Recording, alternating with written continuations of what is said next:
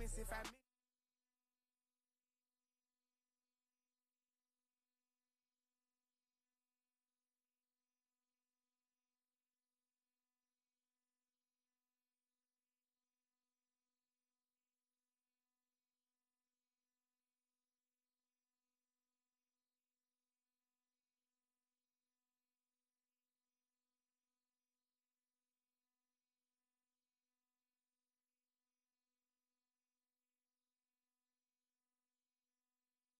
City Youth Football Mentorship Program. Steel City Youth Football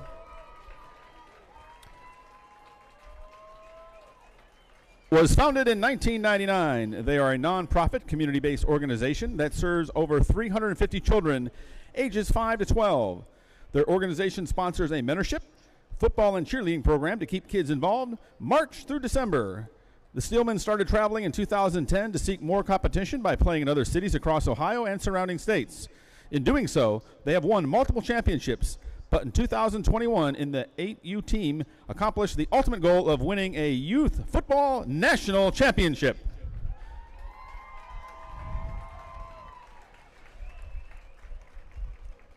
Again, congratulations to the Steelmen and Steel City Youth Football on their great accomplishment of winning a national championship. Thank you.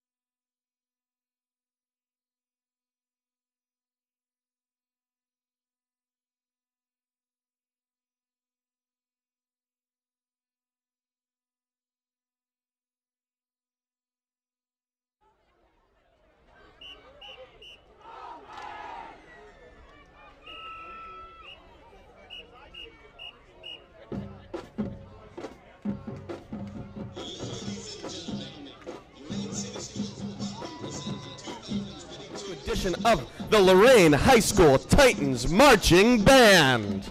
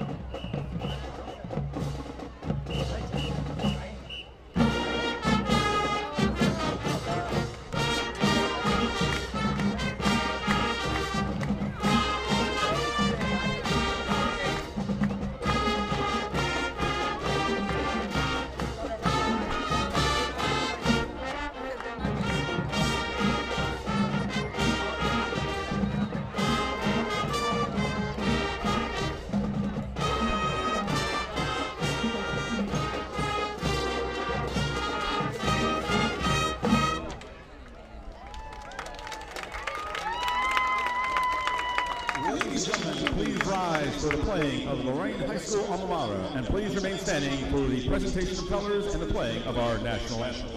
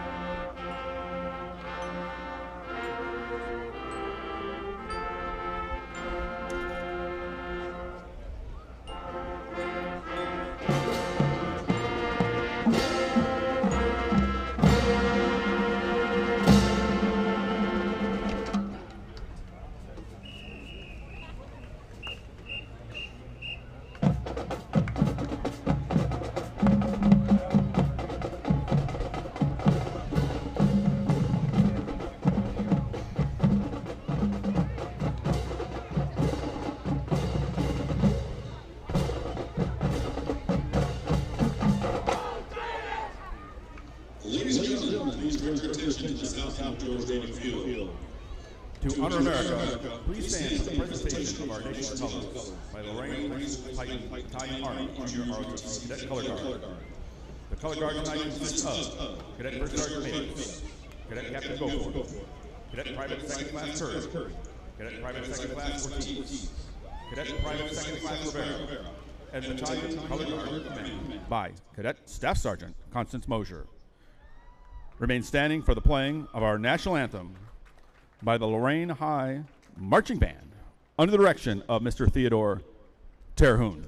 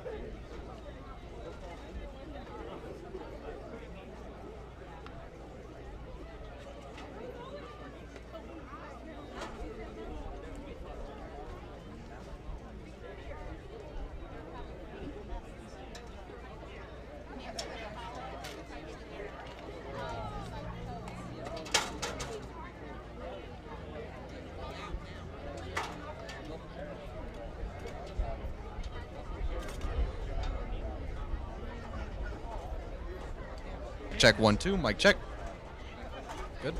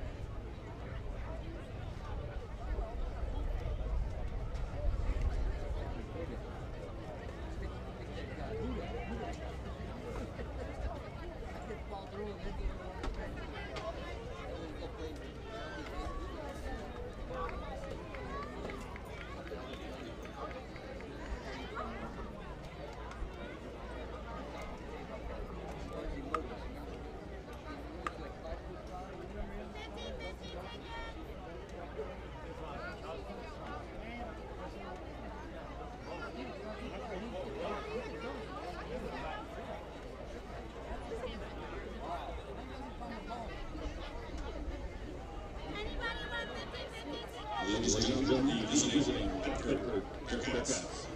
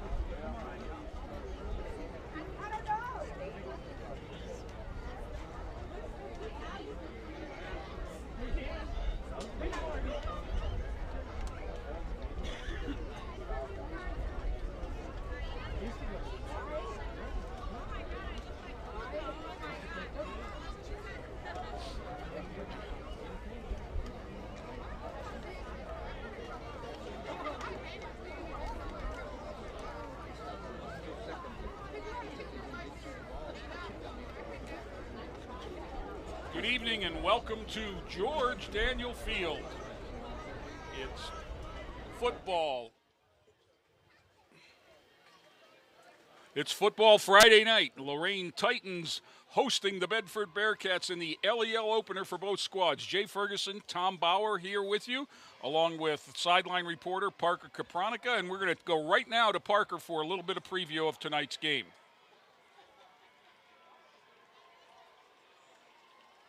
I see he has his microphone. Yeah.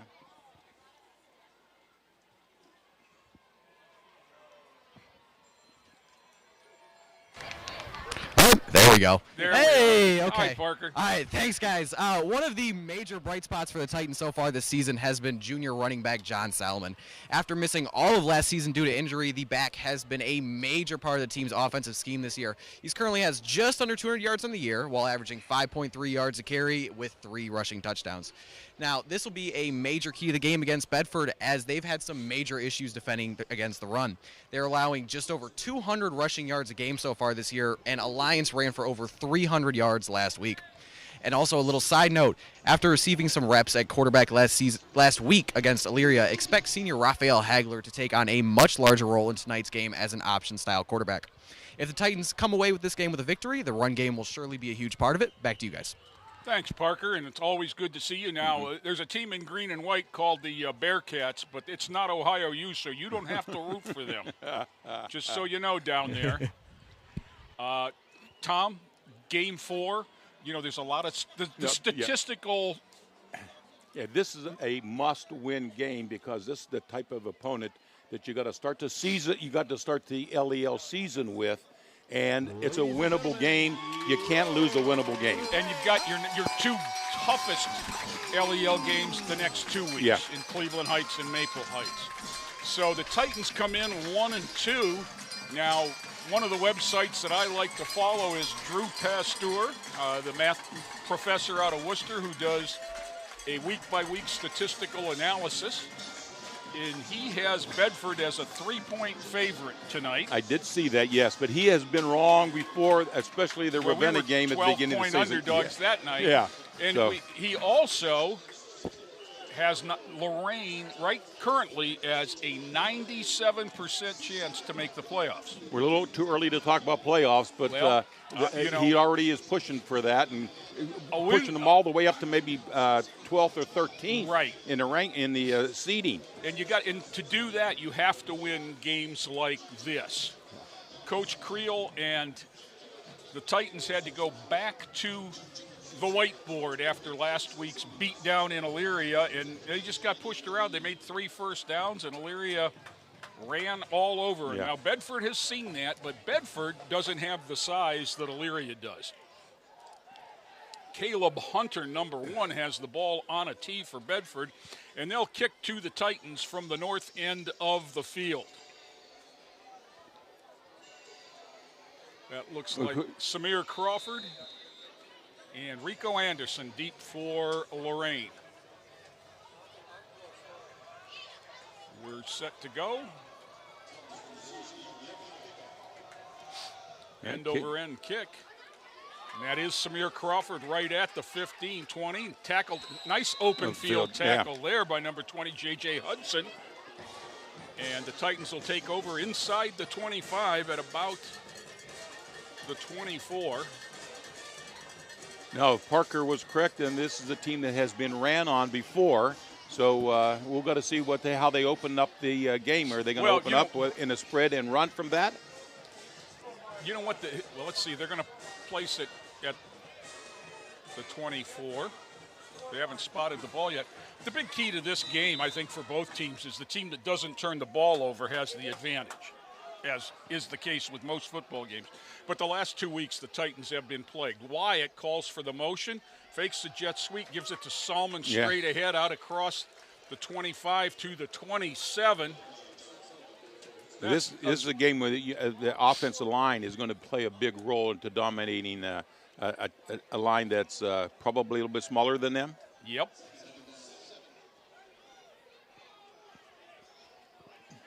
Tyler Fogo over the ball. 65, Evan Rikovic. 68, Ramey Rowland are the left side, near side of the line as we get a little bit of a change in play from the sidelines. Wyatt now drops back with Salmon to his right, 2 receivers to each side. There's the fake give. It's a zone read, and Wyatt made a read and got a first down. Wasn't that a beautiful read, too? Joseph Wyatt rode him as long as he could and made that end declare and made the right read, pulled it, and got. I followed the running back and wondered why we're going to lose 5 yards on the play. Well, and that's the new improved Joseph Wyatt, the confidence to pull that ball and run. And that starts in the weight room, Tom. Yeah. And a year of experience under his belt, too. 1st and 10, Lorain. Wyatt, quick out to Hyro Williams for no gain. We are going to give him a half a yard. Hyro is one of those guys that can be a game breaker. He's one of those little tiny, quick, wide receivers. Tyshawn Lighty but let's not make him Tyshawn Lighty yet. Yeah, if you're compared to Tyshawn Lighty, you're a great receiver. Right. Because Tyshawn was. One of the best I've seen coming out of Lorain. Oh, so much fun to watch. Here comes Williams in motion. And it looked like a fumble. The jet sweep, and there goes Bedford with the ball. So the first mistake of the game is the Titans, and they give Bedford the ball in great field position at the 31-yard line. And the snap just appeared to be too hard. It didn't look good from the very beginning. I don't know. I mean, there's 2 schools of thought with the shotgun snap. You want it back quickly, or you want it to flip in the air so that it's easy to handle. Nice and soft. And that one kind of caught by surprise off the shoulder pads. The handoff never got made, and Bedford comes up with it. Empty backfield. Ethan Handick, I think 17 moved, but I think they're still going to call a ring. That's on us. Yeah. Because once you go in, you can't get back, and I think the right side of the Titans line moved early. No, I think 17. 17 for them, yeah. But the man on the far side signaled offside, so we'll take the home court advantage. Now they're going to go back the other way. So much for, Okay, Tom, now, if I were teaching math at this moment, I'd be giving a lesson on absolute value. Because both points were 5 yards from the original line of scrimmage. Handick in the backfield all by himself, 1st and 5. Here comes motion, jet sweep with the Titans we're trying to run. Willie Powell with it. And he's got a short gain to the 25, give him 1, but they're still ahead of the sticks due to the penalty. Now, as we look out there, that is not a big Bedford line. The tackles are tall and rangy. Yeah. But there's not any 300-pounders out there pushing people around.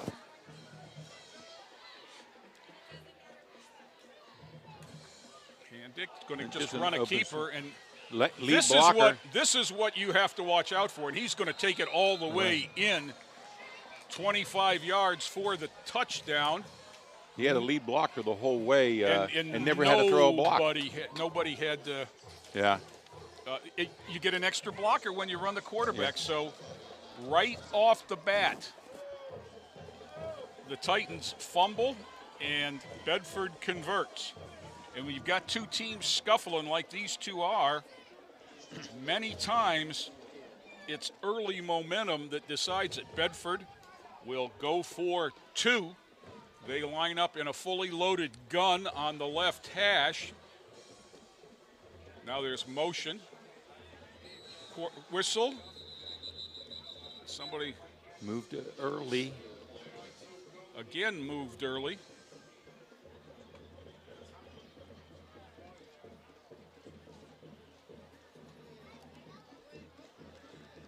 I see the white shirts again clapping.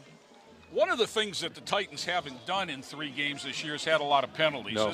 This is not a good sign, because these are 2 mental penalties right off the bat, jumping off sides. Usually that's a case where the quarterback is given some strange little, almost a line-up offside again. He just followed his lead blocker. Just followed the motion man in. And it's 8-0 just like that. 2 minutes and 57 seconds into the game. But it looks like another penalty because they're lining up again. Yeah, there it is. Now, and the ball is still back to the original. It's on the. I don't know what happened. We'll assume that they're going to run the same thing, which they did, and the same result. If it was a penalty, it should have gone back probably to the 7. I'm not sure at all what just happened, unless they're they took a snap before the whistle. Maybe they're doing live instant replays on the field. Well, you know, I'm thinking the offensive strategy now for the Lorain is, you remember the first couple of plays they had great success running the ball up the middle. The zone reads. And then the pass wasn't successful, no gain. Then I'm thinking they're going to go back to a power game to see how that plays out. I don't think that they've been able to give their quarterbacks, either of them, time to throw the ball downfield. That's been a problem all year. And so to establish the bubble screen game, which is what they want to do with the quickness of their outside guys, is very difficult when the corners are sitting up because they don't have time to get beat. 8-0 Bedford as we get set to put it in play once again from the north end, and Caleb Hunter will kick. Rico Anderson, Samir Crawford deep for Lorain.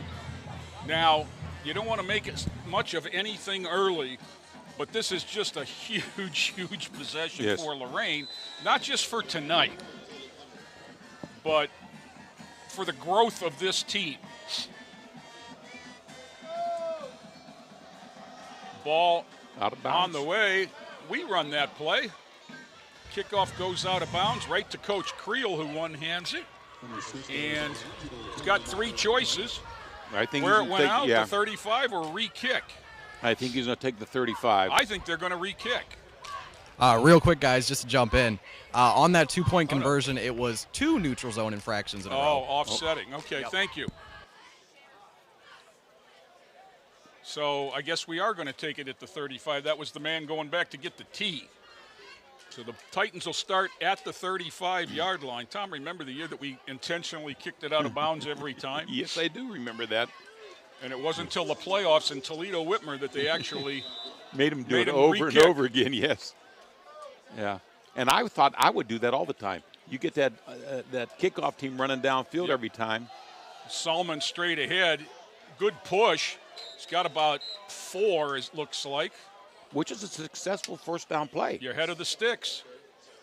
3 yards in a cloud of dust leaves you short 1 yard. 4 yards and a bunch of ground tires get you a first down. Woody Hayes wouldn't understand that, but the math works. Yeah. So 2nd and 6. Wyatt gives the lineman the play, calls for motion. And that's Ryan DiBernardo in motion. Give again to Salmon. He's eaten alive that time, gets 2. He finished positively. Yes, he did. did. With another 2 yards after the hit. See, now they got to do something. They got to get outside. Well, I think if you look at Lorain, the tendency is that they follow the motion. And DiBernardo came to the near side, and that's where the ball came. And I think that if you look at Bedford, we'll have to look and see, but that they're following the motion on their slants. Straight ahead again. Wyatt keeps it. First down, Wyatt. First 50-yard line across. Down near the 48 is where they're going to mark him. Another good option read for Joseph Wyatt. And a first down. And I think they're going to come out with sooner or later, a real option play there. Well, that's what they scored on in Ravenna. They're going to start keying on Wyatt, I'm sure, on that sweep there, and then he'll run the option. The outside option. And he'll get the pitch. Yes. Yep. Exactly what won them the game at Ravenna.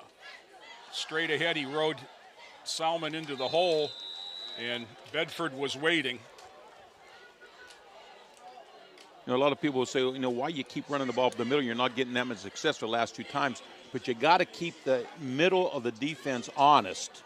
That's what makes And pulling the ball and going outside. Exactly. Yeah. So 2nd and 10 on the no gain, 7:25 to go. Bedford on top, 8-0, early going.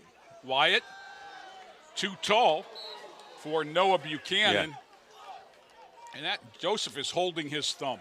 He's coming out right now. Chase Davis on into the game. And Joseph Wyatt is jogging down to Coach Creel. And I don't know if he's talking about his hand hurting or if Coach Creel's talking to him about following through on the throw, because he has a tendency to leave the ball up when he misses. Chase Daniels, first play, downfield, got a man. Oh, that would have been nice. Yeah. How's that throw for not warming up a little? Yeah. Okay, Raphael Hagler now comes in, as Parker Kapranica mentioned. Raphael took some snaps last week, but now he's coming in to be the punter. And this has been another one of the issues for Lorain, has been the special teams. Hagler is only 12 yards deep, missing a man.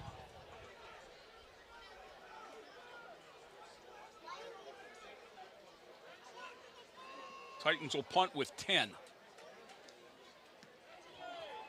Low Let it kick's roll, let going it to roll. hit, picked up and wrestled down.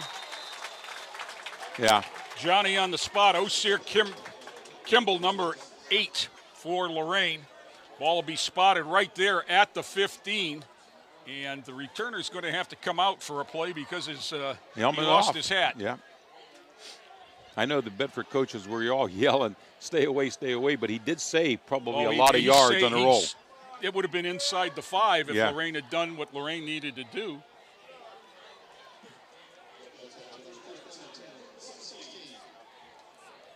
First and 10, Bedford. They're on top, 8-0. Their second possession. Not quite the field position they started with after the Lorain fumble, however. 7:09 to go. Hendrick takes it. He's going to keep it. He's not their running back, but he might as well be the way they run their offense. He's being an athlete. But like you said, and they got an extra blocker now because they got the tailback can lead. Yeah, and there's a 10-yard gain and a first down, and for what we mean by that is if the quarterback hands the ball off, he stands behind the play, and you've got 9 other guys that can block. If the quarterback keeps it, you got 10 other guys that can block. It's not that quarterbacks are prima donnas. It's just that that's the way it works out. Give to Hunter. And he's going to score. Oh, my goodness. No, he'll get ran My down. goodness. No. Just had a step on him. My goodness. 74 yards. That was way too easy.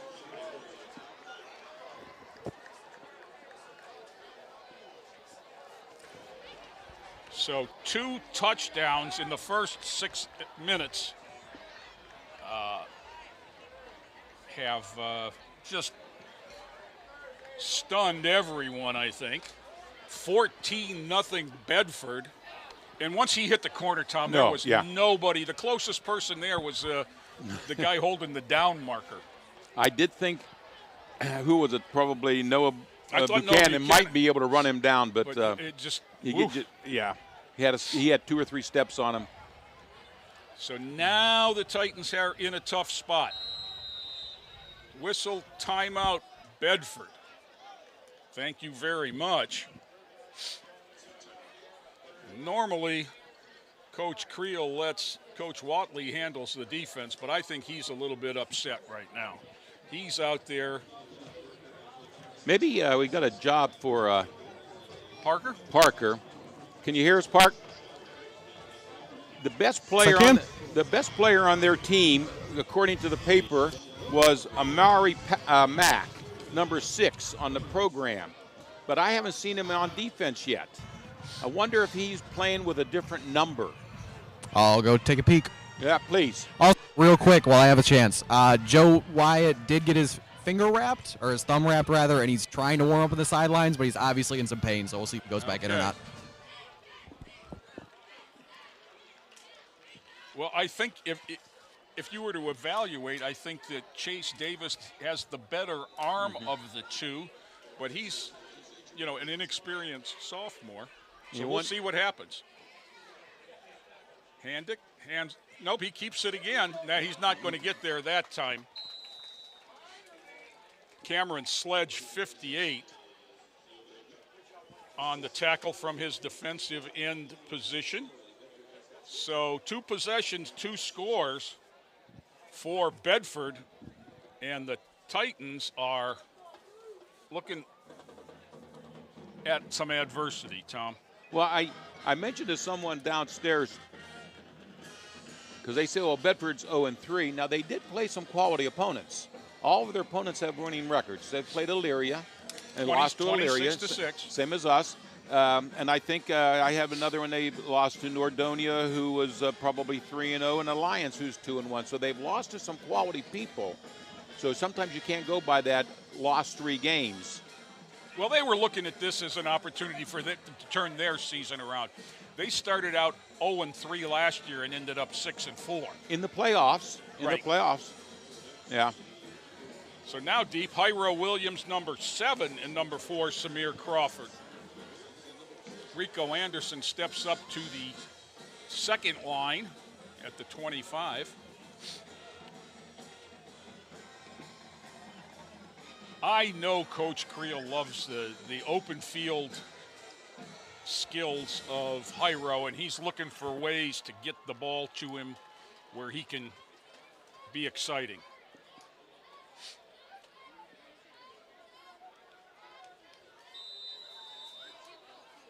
We'll have to see who comes out for Lorain at quarterback. For the 3rd time tonight, Caleb Hunter, and he's got to be a little tired after that 74-yard jaunt.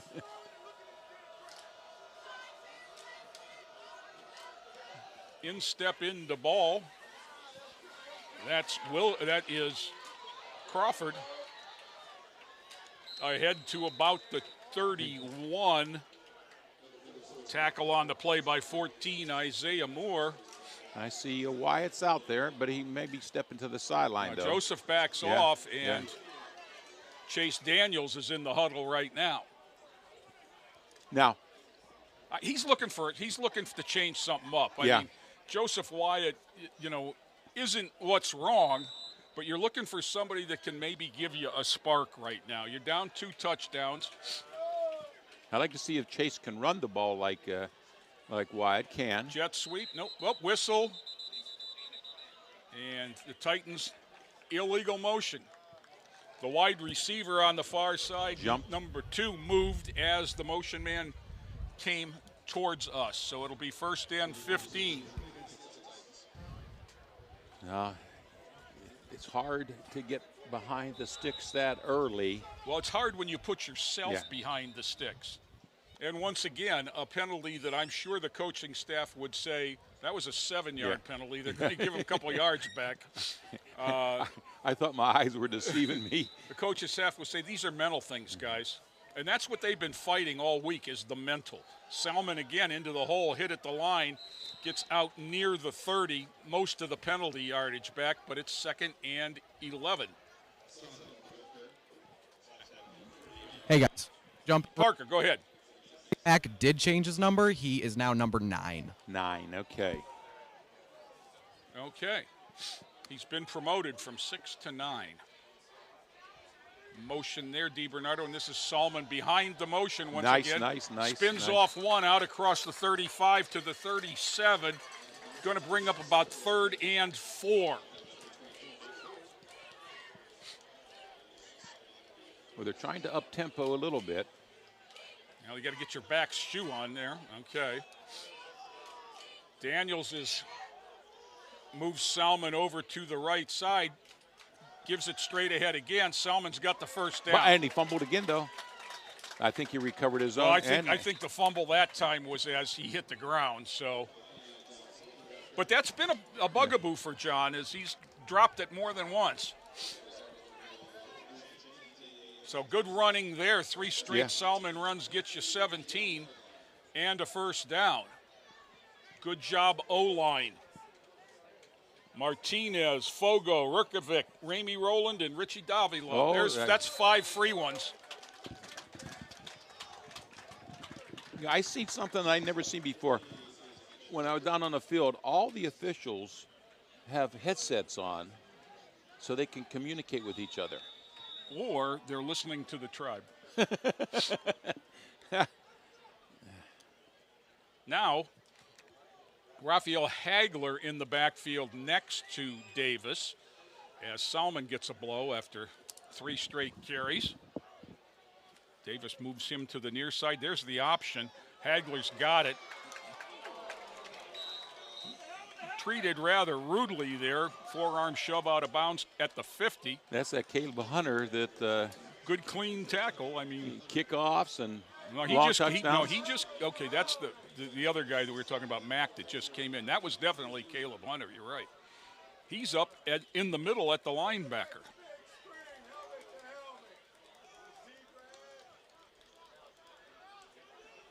Second down and 3. Titans are ahead of the sticks here.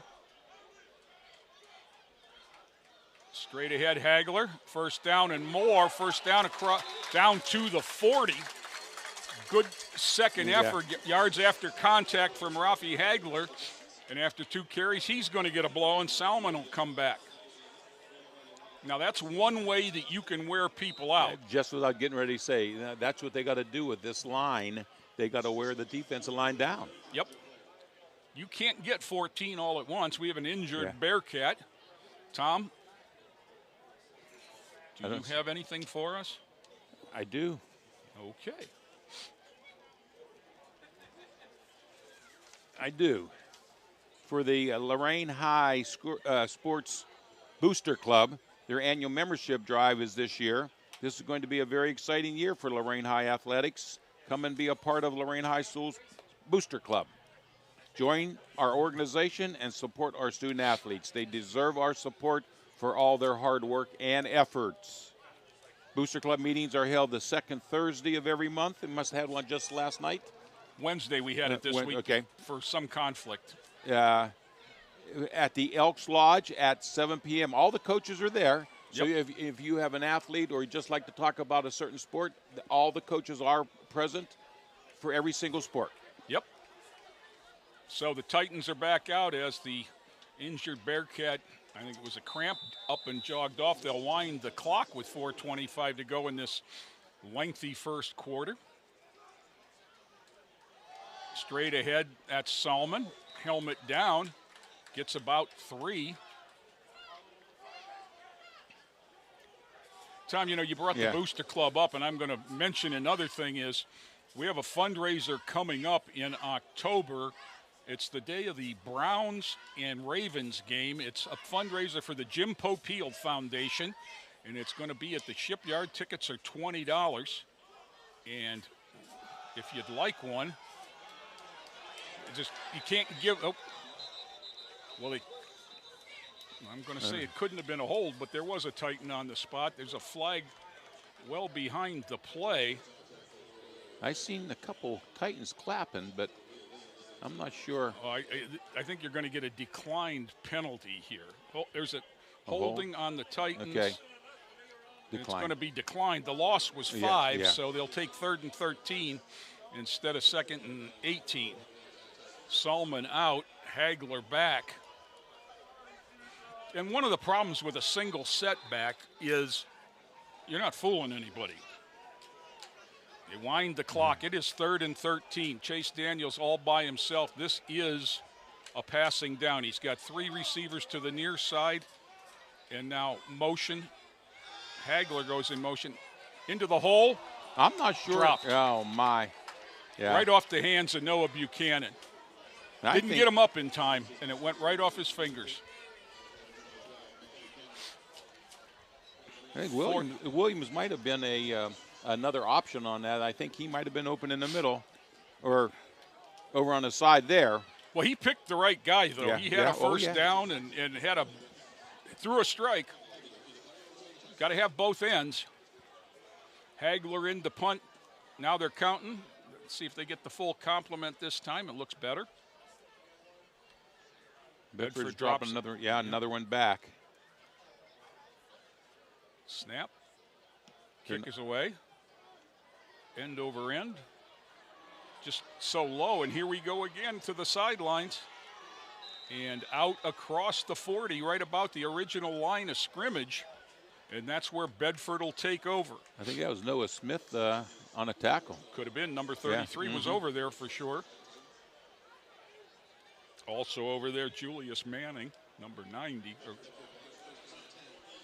Up front, you got Luke Wilson, 99, Julius Manning, 90, 58, Cameron Sledge. Noah Smith is one of the linebackers along with Jeremiah Lopez, 23. Outside 10, Jabron Smith. And let me get this young man's number, I believe. Well, I think it's Osir Kimball, but I can't see his number.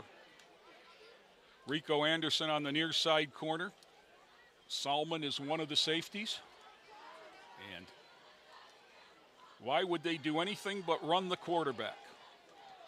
And they get about 3 and then stood up and pushed back. Now that's a good form tackle there. That was Osir Kimball, number 8. Far side corner, Samir Crawford.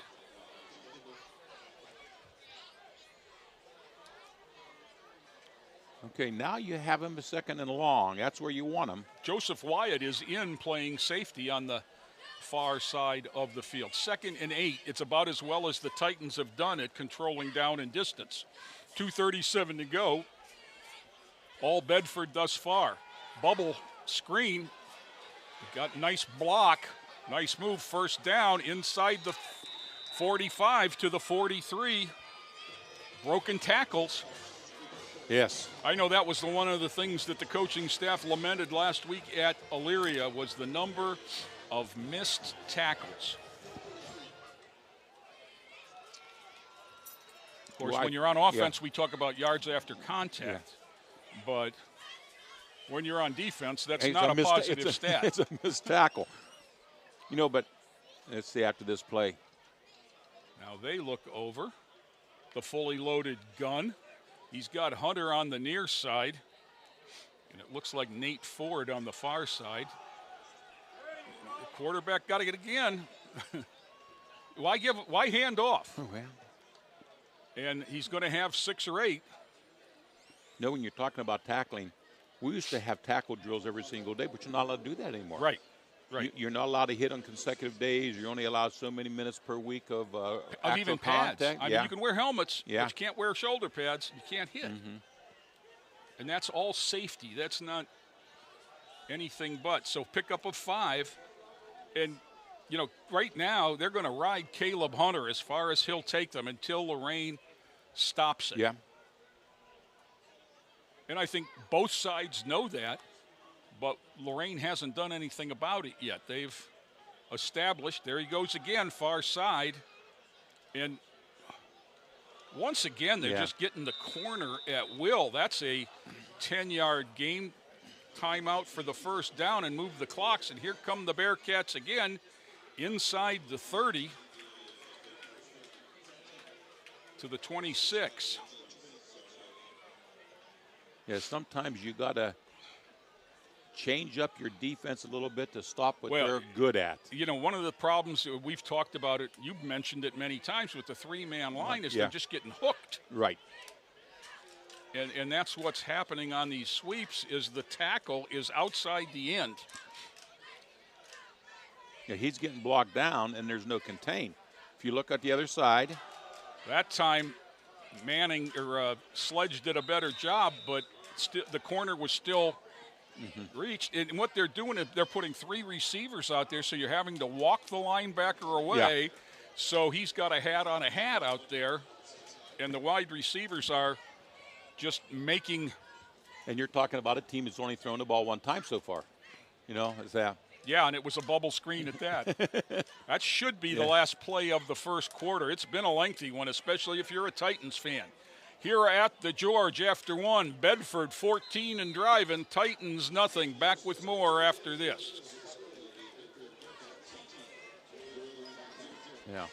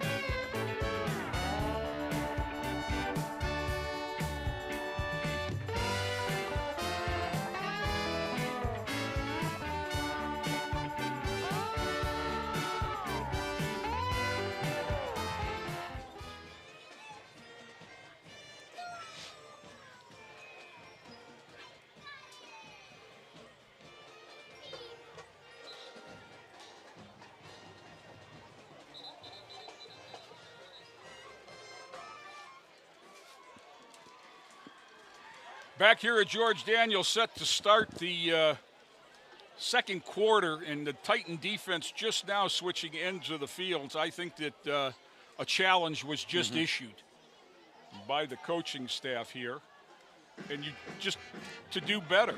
You've got to. You haven't stopped the quarterback run one time. Hardnick is in the backfield with Hunter. Jet sweep, yep. Another play that gets the corner. He's got 15 before he's touched. Down, looks like he's inside the 10, and that'll move the sticks again. They wind the clock again. Be first and goal for Bedford, just inside the 10 at the 9. And guys, shut the wide side down one time here. Hardnick with Hunter next to him on his right. Straight ahead, Hardnick. Decent push down to the 5, interior of the line in on that one. With this defense they're running, you should be able to stop the inside. Because what they're calling ends or tackles are inside the tackle, so he should be able to stop it. But they're still. That was a good push. Very good. But part of it is because your linebackers have to be making their first step to the outside. And at this point, you see it on the short side is where the problem is. There's no end on the short side. He's 31. He's stepped back. They're going to come wide side. Hardnick cuts it up to about the 3, where it'll be third and goal. Let's give him the 2, judging from the official. Whatever it may be, just inside the 3.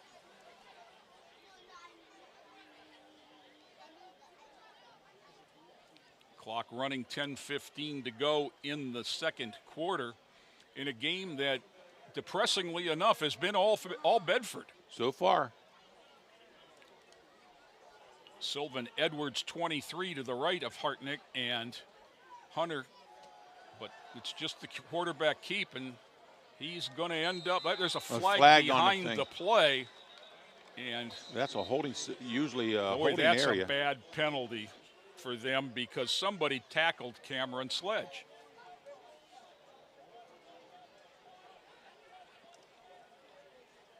Let's see what they're going to call here. I'm not feeling, well, dead ball. So the touchdown counts, personal foul. Yeah, somebody tackled the Titan, and the Titan made the second move. Oh. That's another one of those signs of a frustrated team. I mean, everyone always tells you this from when Pee Wee on, that it's always a person who throws a second hit that gets caught. Well, it's a sign of a frustrated team. I don't know who it was, and quite honestly, it doesn't matter. But when things aren't going your way, you have decisions to make on every play, and that's not the one you want. That's not going to help your team in any way, and I'm sure they're going to take it on the kickoff and kick it into the end zone. There's motion. Be surprised. Oh, putting something on tape. The out pass intended for not good, so 20-0. And the Titans now need to find something encouraging. Anything, Tom. Yeah. Now, by the way, I mentioned that Popeil fundraiser for the Booster Club, and I want to give you that some time. Jim Popeil was a long-time teacher and statistician, been involved with Lorain youth for a number of years, 50-plus years. You heard him on the radio or hear him on the radio as Jim Allen as he's back to broadcasting. And the Jim Popeil Foundation, set up to honor him, is the Booster Club's way of awarding scholarships to Lorain High student athletes. Sunday, October 23rd, the Browns and the Ravens at the Shipyards. Doors open at 11 a.m., lunch from 12 to 1, kickoff at 1, food raffles and soda, $20 a person. Sponsored by the Booster Club. Last year, the Jim Popeil Foundation awarded $7,500 in scholarships that's so nice, yes. Lorain athletes. So that's what the money goes for. What's the date on that again? October 23rd, Sunday, Browns, Ravens. Not quite the matchup we'd all hoped for. Now, at this point, they haven't marked off the penalty, but the guy, the man in the white hat is now signaling, you better move 15 yards, and he just signaled to everyone, and now the inexorable march across the 50 to the 45. The man doesn't need to take steps. I was kind of wondering about that. He was counting them like he didn't know where he was going to end up. I was a little bit worried here. So it'll be from the Titans side of the field. They'll put it in play. Now, they just handed the ball to number 3, Cormel Holloway. Is he the backup kicker? Hunter's been kicking. That's Hunter. Hunter. Okay. Hunter's got it again. I would guess that they might just kick this away and try to hold the Titans inside the 20. Oh, a little onside-er. Why not? But it only goes 8 yards, so. But why not? Yeah, sure. Last time they kicked it out of bounds and it was at the 35. This time it didn't go 10 yards and we get it at the 37. Now the Titans have to show something. I don't know. Gut check time. Yeah.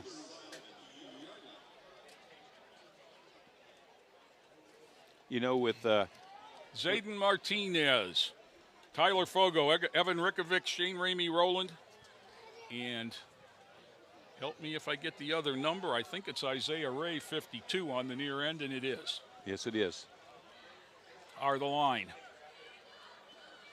Chase Davis, sophomore lefty at quarterback. Got 2 receivers to each side. He's going to keep it, and it's not going to fool anyone.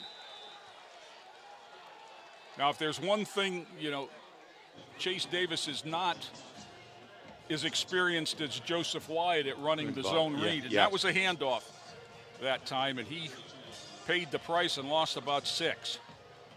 But why? I mean, you got to try it. Bedford's playing with house money right now. Yeah. They're just going to send everybody. If they give up a touchdown, so what? Salmon straight ahead. Got 3. just can't get him clean to the second level. Almost got it again.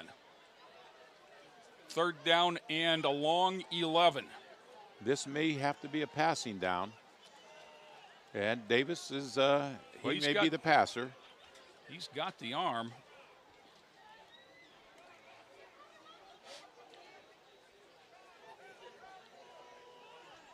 He's got him set. Straight back. Swings it out to Salmon. 5, 10, 12. First down across the 50. That's how you finish a run, John Salmon. And it wasn't a run. It was going to go down as a completion, but it was a long handoff.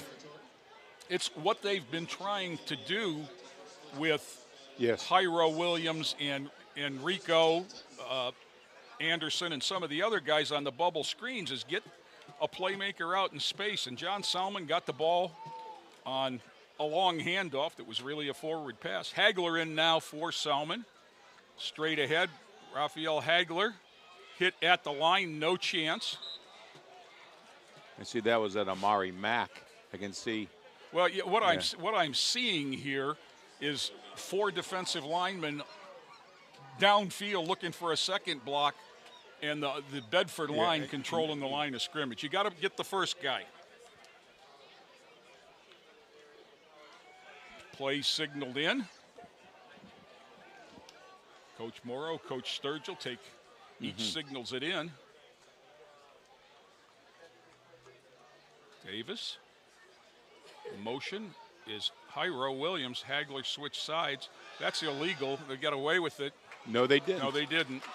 Nice bubble screen that time to Rico Anderson. I don't think it's going to matter, as the man behind the line figured out we had 2 in motion.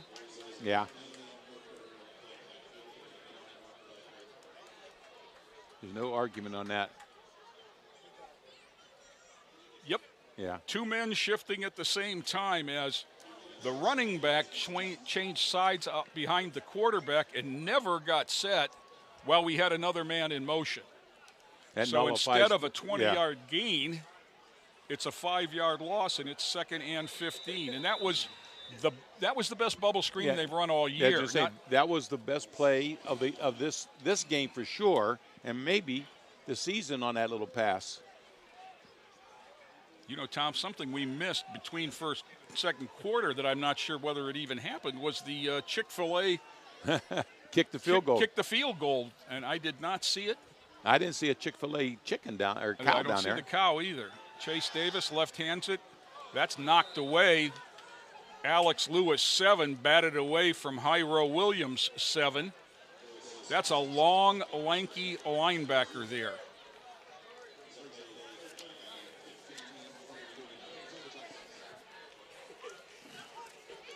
They list him at 6'1", but Hyro is all of about 5'6".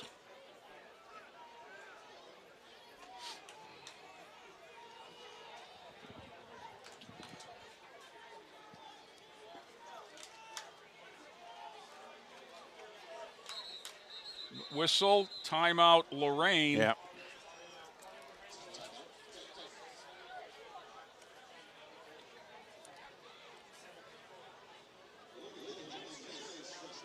This is the best drive the Titans have put together thus far. I mean, and the best play of the drive was called back. Tom, you're down 20-0 now. You're going to give up the ball coming out for the half. What's your mindset in this last 7 minutes and 9 seconds? Keep the ball as long as you can and score. Okay. I mean, you gotta sustain a drive and score, so you go into halftime something positive. And down 2 scores instead of 3. And work on your adjustments and, come up with something that on a positive note, because you get people in the huddle and they're down and they're hanging their head. It's hard to make adjustments because they're not listening. You score, all of a sudden the game will change. So the Titans are out over the ball. They just are looking for some excitement. DiBernardo near side motion. Chase Daniels, that's Hyro Williams. Hyro cuts it up into a crowd, gets down across the 45, getting the penalty yardage and about 3 more back. Now It's they're going to in, bring up third and, or fourth, isn't it? is it fourth? Yes, it is. Excuse me. Now, I was going to say it's 4 down territory, and Yeah, it just- certainly is. but you got to come up with an 8-yard play. Somebody's got to make a play. Chase Davis, now he has the offense turn and look. They look like they're landing an airplane on the sideline.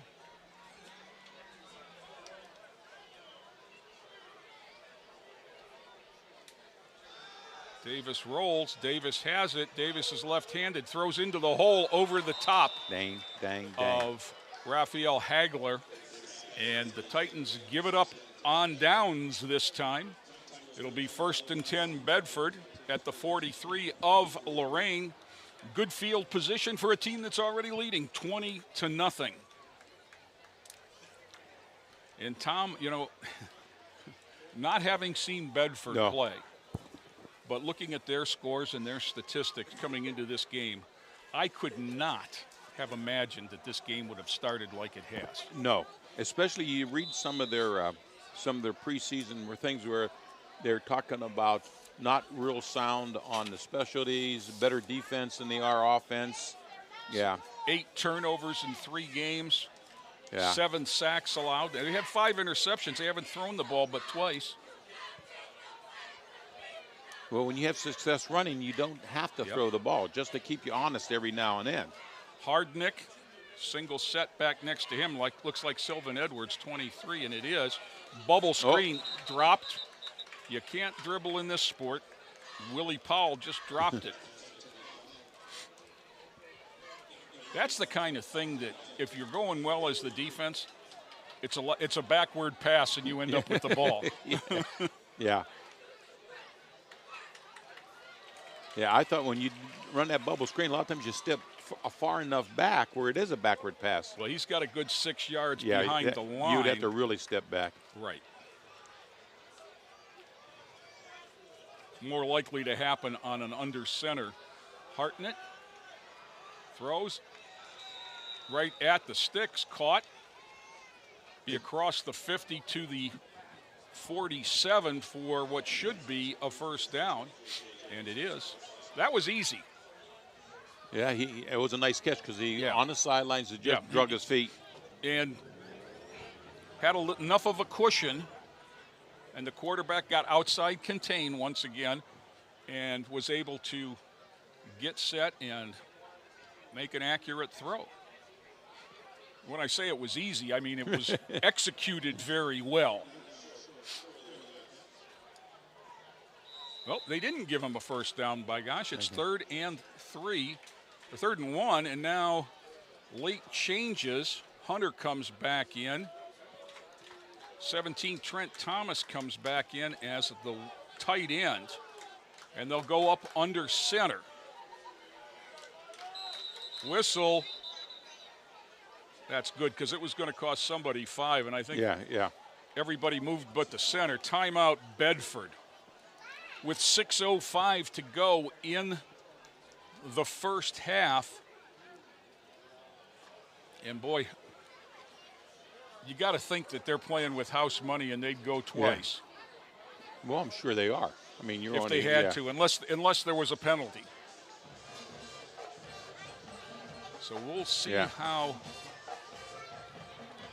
things go here on 3rd down. Titans needing a break. Now Bedford under center for the first time. That may present something that they haven't worked on as much, just the center QB exchange. Yeah. You know, a lot of teams, Ohio State being one, they won't go under center no matter what the situation is. And it makes the... Maybe that victory formation, towards the end. But so the Titans come back out. The 3 bigs. Luke Wilson will be lined up in the middle between Julius Manning and Cameron Sledge. Kimball goes to the far side. Noah Smith gets down with his hand on the ground for a 4 lineman look. Straight ahead, Hartnett gets the corner. First down and much more, down inside the 45 to the 43. So I don't know if those are pre-planned calls or it's signaled in when they see that there's no contained man. He's 5-5. That may be an automatic. You go that way. Well, Or it's always to the short side. With the timeout there, I think that they just called that play. Now, the Titans are going to a 4-man look as. Now they did. But they're still inside the tackle. See, they're right. Noah Smith is lined up on the inside eye of the tackle. 17, and I can't see who the They've last got one. They outflank you. Yeah. Give ground to get ground, and crossing the line of scrimmage and inside the 40 is 23, Sylvan Edwards. Jeremiah Lopez, one of the Titans on that tackle. So the Titans have tried to make the adjustment, taking one of their linebackers and putting him hand on the ground to try and contain that edge. Let's see what they do this time. Now they go back to a 3-man front. See, they have the wide side. They have contain on the wide side. It's the short side they don't have. Because there's only contain. 2 receivers out here. Yeah. And that's what they're doing. They're running to the 3-receiver side because it's a hat on a hat. And that time, one of the few times that Hardnick was stopped actually for a loss. Push him back. Make it 3rd and 7.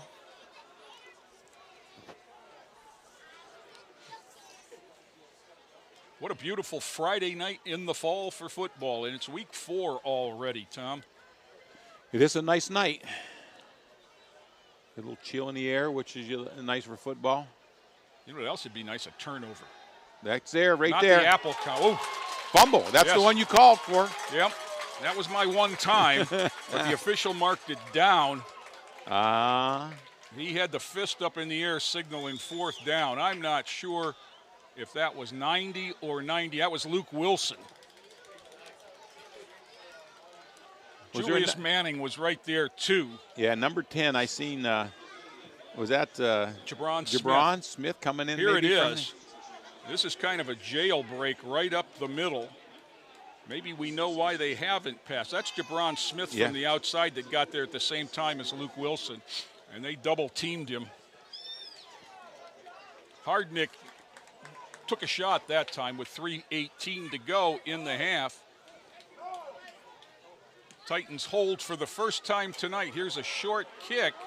It's going to hit. Rolling. Interesting. Yeah, they downed it. I think they could let it roll another 2 yards maybe, but. I thought the whistle blew before they downed it. They're going to spot it up where it was touched at the 18 now. If I remember my rules correctly, they can touch it, but until they down it, it's live, and once they touch it, nothing bad can happen for the receiving team, correct? Exactly. Once they've touched the ball, you can pick it up and take the result of the play or the ball at the spot. What we're talking about. Richie Davila comes out next to Fogo. Ramey Rowland and Rickovic are the far side. I think Solomon's going to take the snap himself. Oh. Well, that's Hagler. Pulled. Oh, that is Solomon, isn't it? Yes. Well, they figure they can let their quarterback run. Maybe imitation is the biggest form of flattery, I guess. Not Chase Davis back in. One-trick pony, maybe.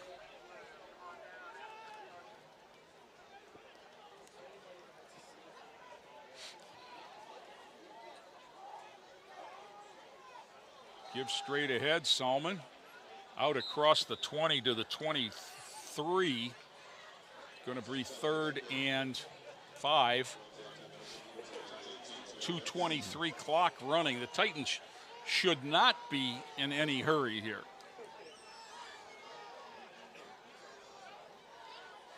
They've got them 3rd and 9. No, it's 3rd and 5. Signal comes in, 2:05 on the clock as Davis gets him set. Straight ahead again, Salmon out across the 25 to the 26. He's making his nice yards, but he hasn't got But here we past are. the second level yet. Here we are, 4th down. Yeah. Titans lining up as if to go for it. As he, it looked like it was 4th and a foot. Now It's it looks 4th like and- a it's long good yard. Two. It's a good 2. Yeah. Davis, they did snap it, by gosh. Salmon gets the corner, gets. I don't know. It's 1st and 10, but I don't know which way. I think Bedford held. And that's what they're moving the sticks. 1st down Titans. Well, that was yards after contact. Now you've got 1:29 left. You've got 2 timeouts. Hagler's back in now. You've got your throwing quarterback in. You might as well take a shot. Down 20, going to give up the ball to start the 3rd quarter.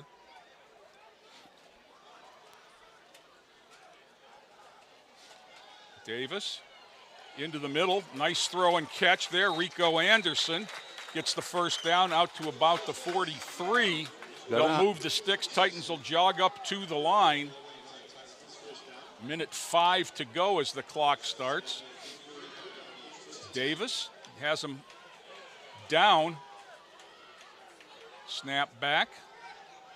Into the hole again. Same play. Off the helmet of Anderson. There was a hand in his way.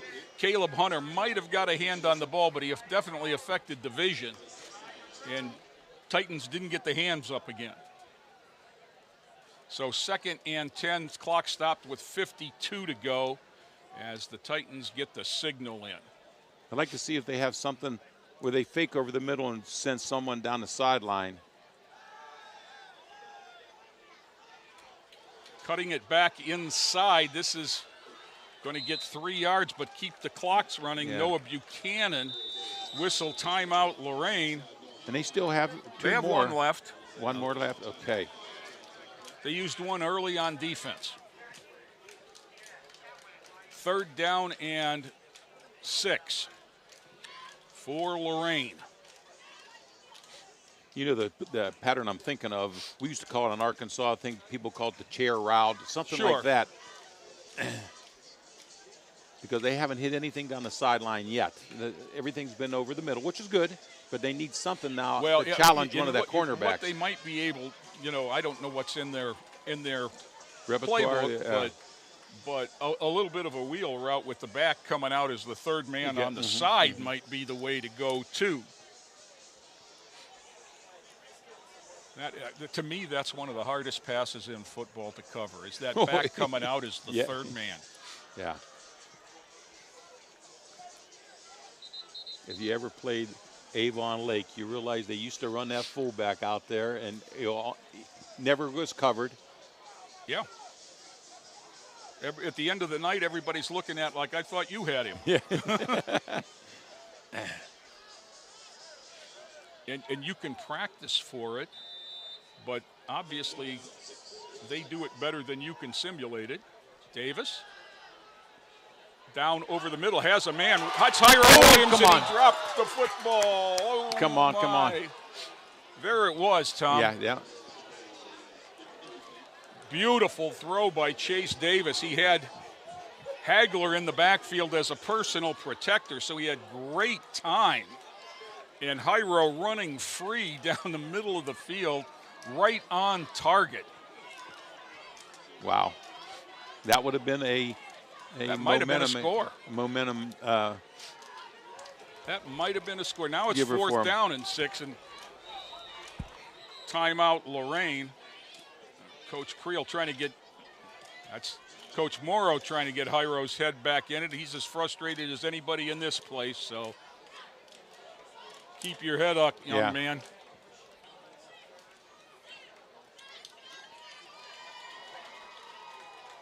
So it hasn't turned into anything yet, but Chase Davis coming in changes the offense. Right, exactly. Parker. Yes. Have you heard anything more on Joseph Wyatt? Is this just a momentum switch? I know he's playing some defense. Not yet. I did hear him say that he thought he broke his thumb. Oh, great. not too sure if he's going to go back in. Also, want to jump back to that last play real quick. Yep. Pre-snap read from Chase there was really solid. Hyro was completely wide open off the snap. I mean, there was no defender within 4 yards of him. How do we say that, Tom? As open as Denny's. Yeah. So I would want to jump back to that's a very solid read for him. Yes, it is. Straight back. Now he's going to roll, throw back, and that's picked. They read the screen pass beautifully, and Ryan DiBernardo never had a chance. It was 4th down anyway, but now you give Bedford the ball in scoring position, and you come off frustrated once again. Now Wyatt comes out. He was in for defense. Now he's back out as Salmon goes back in. Safeties are Salmon and Noah Buchanan, 12. You see how deep the Titans are lined up. See, that was an Amaro Mack, which is on the Parker list of their best players. You can't give up the edge here if you're Lorain. Straight back, wanting to throw, airing it out. Got a man, caught, touchdown. Flag. I think that a hold or a rough. I think Cameron Sledge got held. Yep, that's going to come back. Good. Luke Wilson says, you all come back down here with me. It might have been him. It was a lineman from this side, and it was either 58 Sledge or 99 Wilson. If we get a replay, we'll get a chance to see it. 10-yard penalty takes it back to the 45. Here is the replay.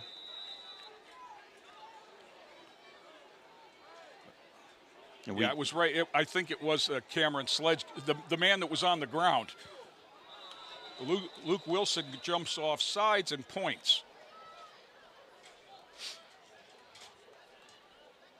Now they'll talk because this man says encroachment and that man says motion. And Luke did a good job pointing. Theoretically, that's why they have headsets on. This could be the what do you want on your pizza? It's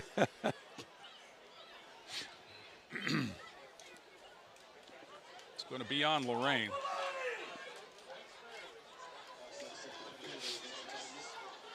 Guys, I'm telling you, if we were up 20-0, it would have been on them. That's just the way the breaks go when things aren't going well. Yeah. You've got to make things happen, not wait for them to happen.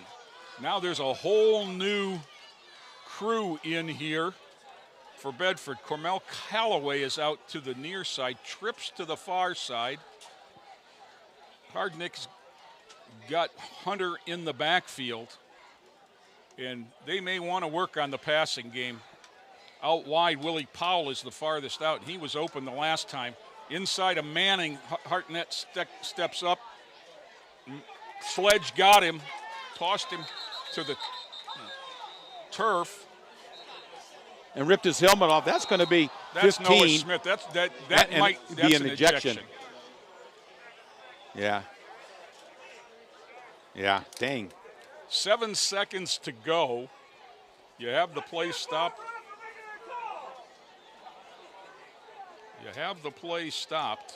Yeah.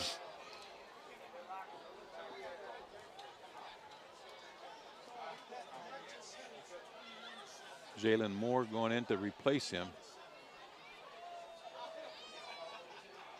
Well, nobody's left yet. Well, they're talking about it. I think the discussion is.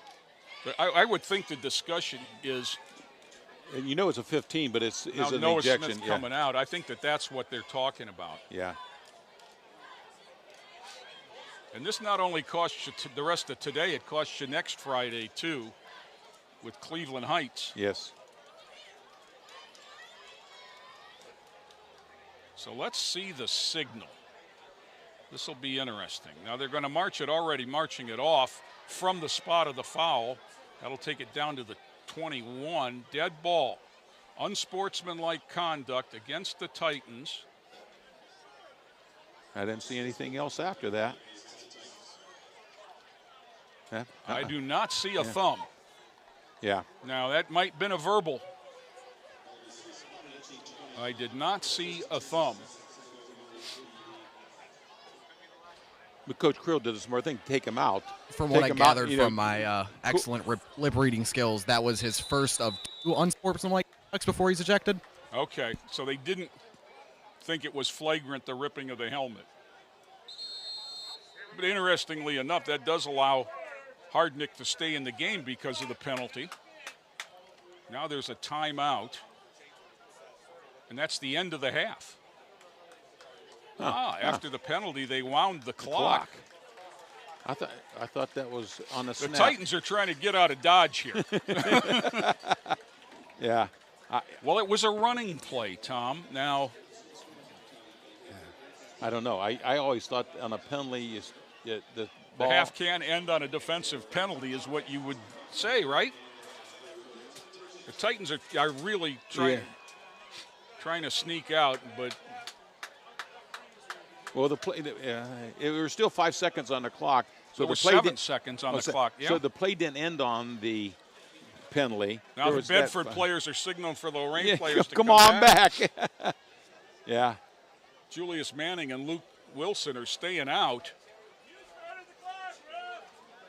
They did run the clock. He's, the fan in front of us with his opinion is right this time. They did wind the clock, but they shouldn't have wound the clock. The play can't end, the half can't end on a defensive penalty. Yeah. And so now Bedford is not leaving. Well, but the Titans aren't here comes a couple more. We've got 4.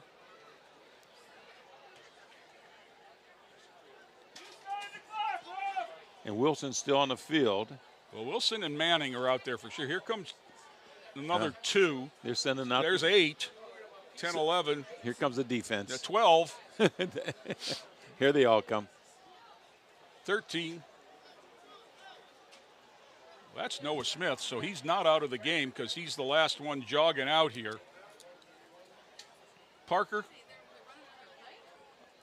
did you see the official wind the clock? I did. Okay. I could be wrong here. Well, it's a correctable error. Yeah. Is what that is. He should not have wound the clock. No. Had it been on the offense, he should have wound the clock. Right. Because the play ended inbounds. But because it was on the defense, now the Titans are looking for some more bodies. Where would the ball be spotted? It should be at the 21. Okay. The down and distance have not changed. You see the boxes spotted. It's, of course, it shouldn't even be an untimed down. It's 7 seconds left. No, and the refs are trying to get the entire Titans team back over here. I'm not lost sure on why, but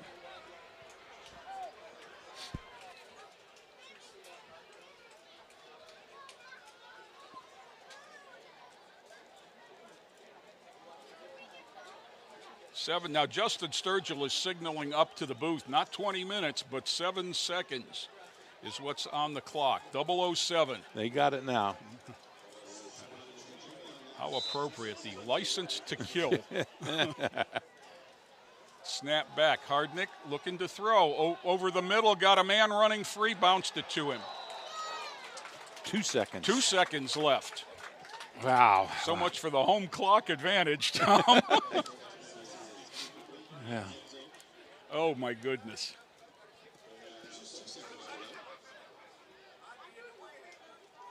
Yeah, this is the strangest ending of a half I've seen in a long time. It's been a while.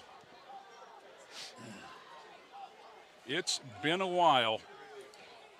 The ghosts of George Daniel arise and play tricks on us. They get one more pass. Hartnett. Oh, down the sideline. He's open. Oh, my. And he dropped it. Well, we dropped one. So the half ends just where we were at 20 for Bedford, nothing for Lorain. The Titans will return to the locker room in search of answers. Yeah. We'll be back with the Titan band right after this timeout and then see you on the other side for the third quarter.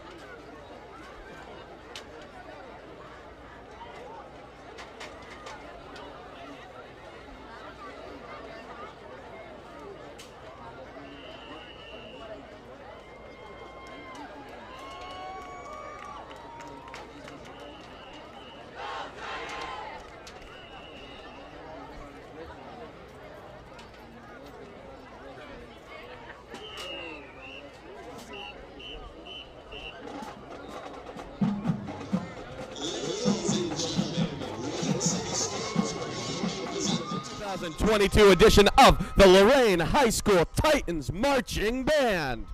Under the direction of Ted Terhune and Assistant Band Director Matt Gerhardinger. The flag advisor is Chiquita Jones and percussion specialist Christopher Wotton. The band is led on the field by drum majors Janaya Johnson and Philip Calviel.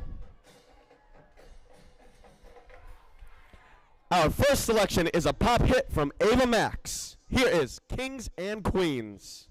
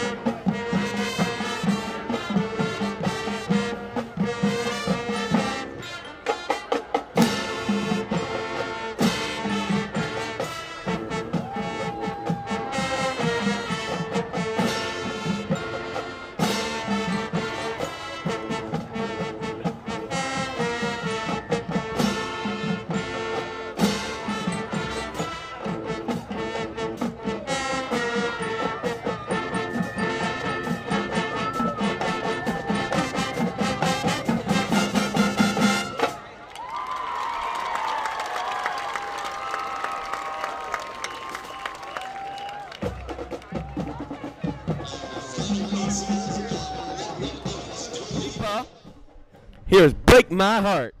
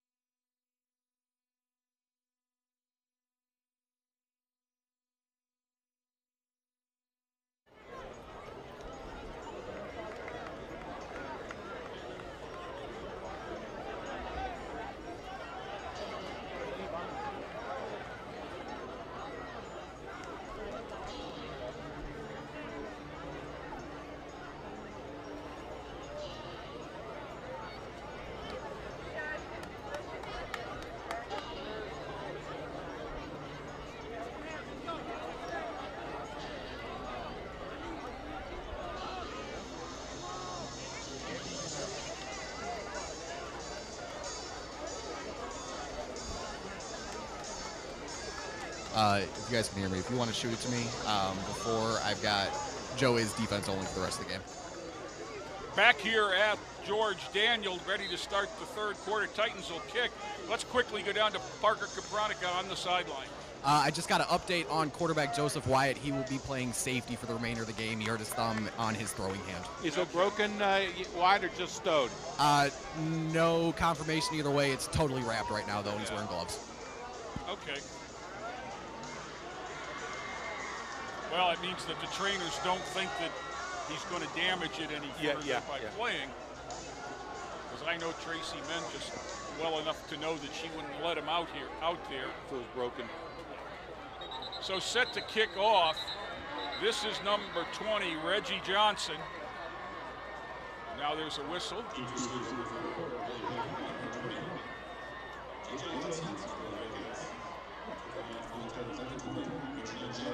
Excitement in Bandland while we wait. As the two bands are getting together and slapping hands. Set to go now. Johnson will put in step to ball. Kick is away. Good boot over everybody's head. That's going to be a touchback. That's the first touchback I've seen a Lorain kicker kick in a long years. time, yeah. So that's one thing you don't see on tape. If you don't score, you don't kick but once.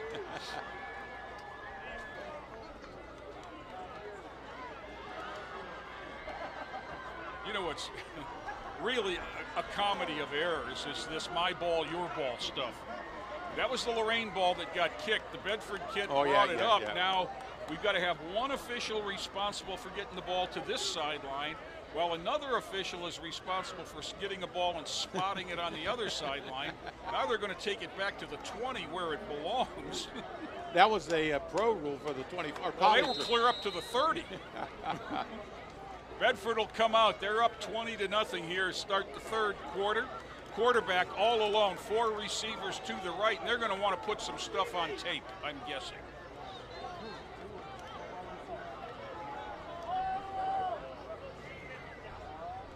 They're going to go to the short side, weak side, ball off the hands of the wide receiver, Willie Powell. He dropped one to end the half in the end zone. He came up with a real nice catch that was called back on a penalty near the end of the first half that would have been a score. So Bedford has had 5 interceptions in 3 games this year, so I'm sure that the passing game is something they need to work on or want to work on.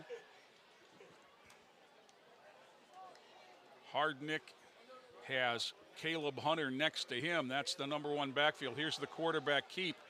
Better job turning it in. Jabron Smith got outside and forced the cut inside where he had help. And that takes it to 3rd and 8. Yep. Because of that, yeah. So an incomplete pass and a 2-yard gain. And it's 3rd and 8, which I can't think of too many times where they were 3rd and 8. The one time that we did stop them, we sacked them on 3rd down and long. Live action here as they look over for the play on the sidelines.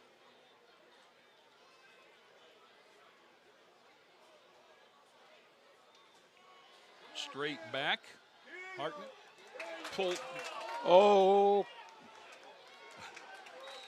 They're still in a punting situation. So Cameron Sledge bulldogged him to the ground. He got a jersey and didn't let go. Nice job, Cameron Sledge and the defense. And it's 4th and 6. And Bedford will bring out the punting unit once again. They've kicked it one time. Deep for Lorain, Samir Crawford and Hyro Williams, I believe, on the near side. Good snap. Punt is away. Nice kick. End over end boot. Crawford fumbles it, covers it up. Kept it from rolling. I like to see him catch it clean, though. The one thing you don't want to see when a punt returner decides to catch the ball, you don't like to see them reaching forward. No. You've got to get up to the ball. Yeah. So like the this? Titans have Yeah. great field position to start the second half. This may be their best. For certain it is, as they start on the 43. And let's credit the kickoff that went in the end zone for part of this. Chase Davis is out at quarterback, the sophomore left-hander, number 9. He's got an empty backfield as DiBernardo is on the wing to the left, and Salmon is out here and now goes in motion. Davis wants to throw, does throw, has a man, got a yard. That was Noah Buchanan. That's in the air a long time for 1 yard. Well, see, that ball was over the line of scrimmage, so you can't go downfield and block. Correct. So that's not a bubble. Gain of about a half yard. I liked the passing game at the end of the half when they were looking over the middle and some low snap. Picks it up and play got blown up. So now they're in a long passing situation. So it's 3rd and, let's call it 10. Salmon is back there with Chase Davis. 2 receivers to each side. Now they look over. Here's something that's changed in the game. It used to be, Tom, when your guy put his hand on the ground, you couldn't move. Yeah. They put their hand down and go to one knee to turn. Yeah. Well, Out pattern intended for Hyro Williams. that was a nice defense. I got to give that was a catchable ball, but knocked away at the last minute. Yeah. Very good defensive play by J.J. Hudson, number 20. Yeah. Well thrown ball. Yes. Hagler comes out and they'll punt. That's like to see they were challenging the sideline on that Right. pass there, and they just made a nice Here it defensive end with the is. safety. Makes a decision and got it over the first man, but just knocking it away from the arms of Hyro Williams was Hudson. Hagler to kick. Single safety for Bedford. Snap back is good. Low kick, gonna bounce before it gets to him. Gonna let it roll inside the 20. Still rolling inside the 15. We touch down at the 14. Osir Kimball downfield for special teams there. 8:57 to go. Each team's had it once here in the third quarter. 3 and out. So I think Lorain may be winning the field position game, though. the first possession started at the 20. Now they're at the 14. What you got to do is once again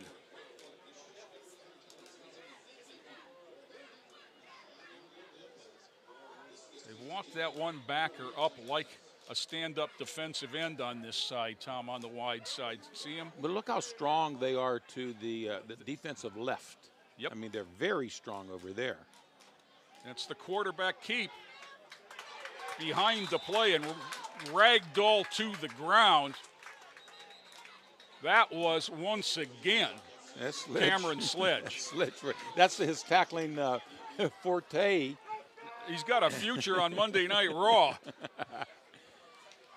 This is behind the play. He slips between blockers, grabs him, and nothing wrong with that play. I mean, it wasn't even shirt. He had hand under the armpit and another one on the shoulder, and boom.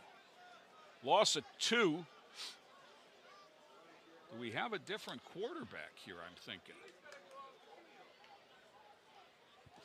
That looks like, okay, now.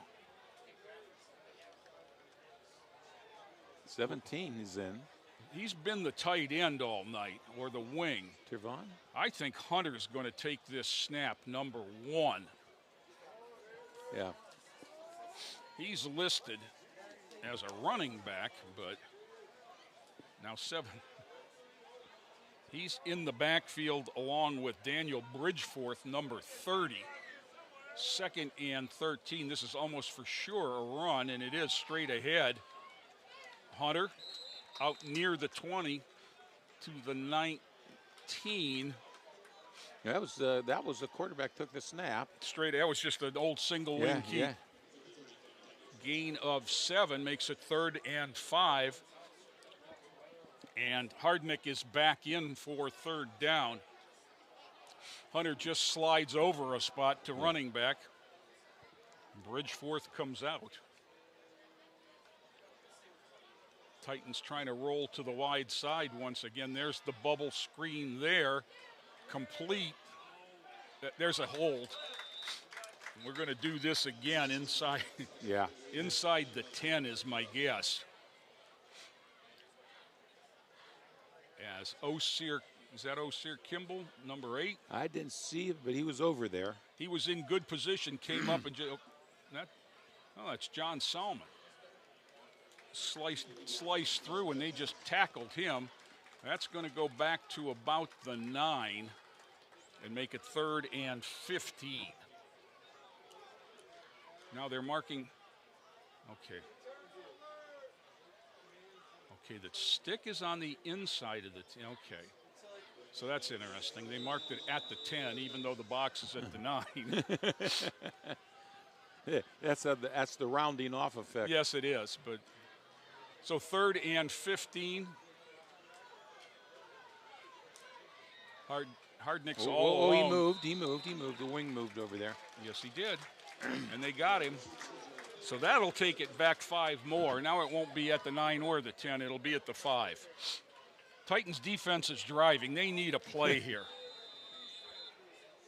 They need a play. 7:05 clock ticking. Now, wholesale, not personnel changes, but a formation change. Yeah.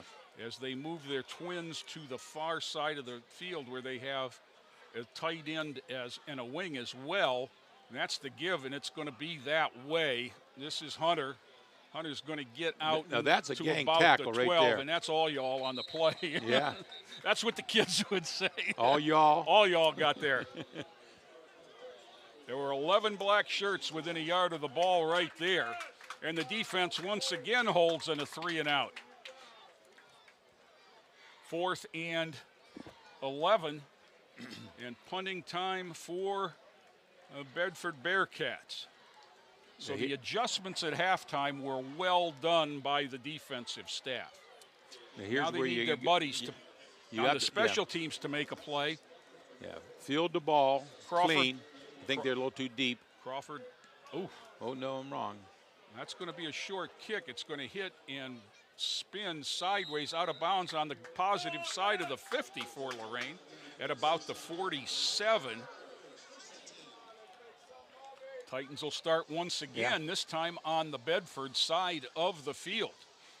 So a gain in field position on the exchange of punts. And I think what they're missing with Wyatt on the bench is the wide side. They haven't been going wide yet. The option play. Right. They've thrown deep. They've ran up the middle. They haven't tried anything wide yet. Yeah, well, they haven't. The zone read hasn't been as dangerous.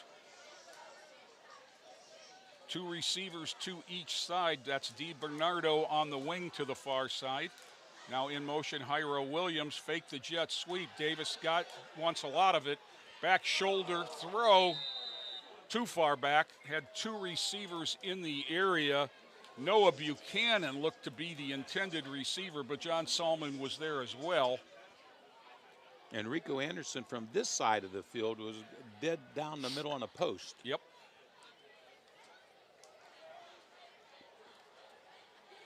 See, Hyro is open on that little flat over there. Give straight ahead Salmon. And this has been effective. It's just you can't shoot yourself in a foot. Now it's 3rd down and 5.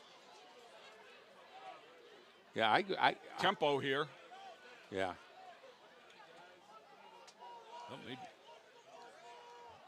Davis gets the play, walks it in, lets his buddies know what it is.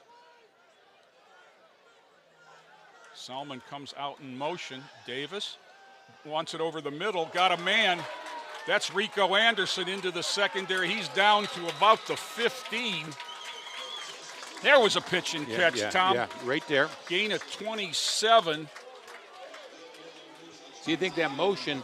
Let's call it 26, and Rico's down. He looked like. I think that's a cramp. No, yeah, I'm certain it's a cramp.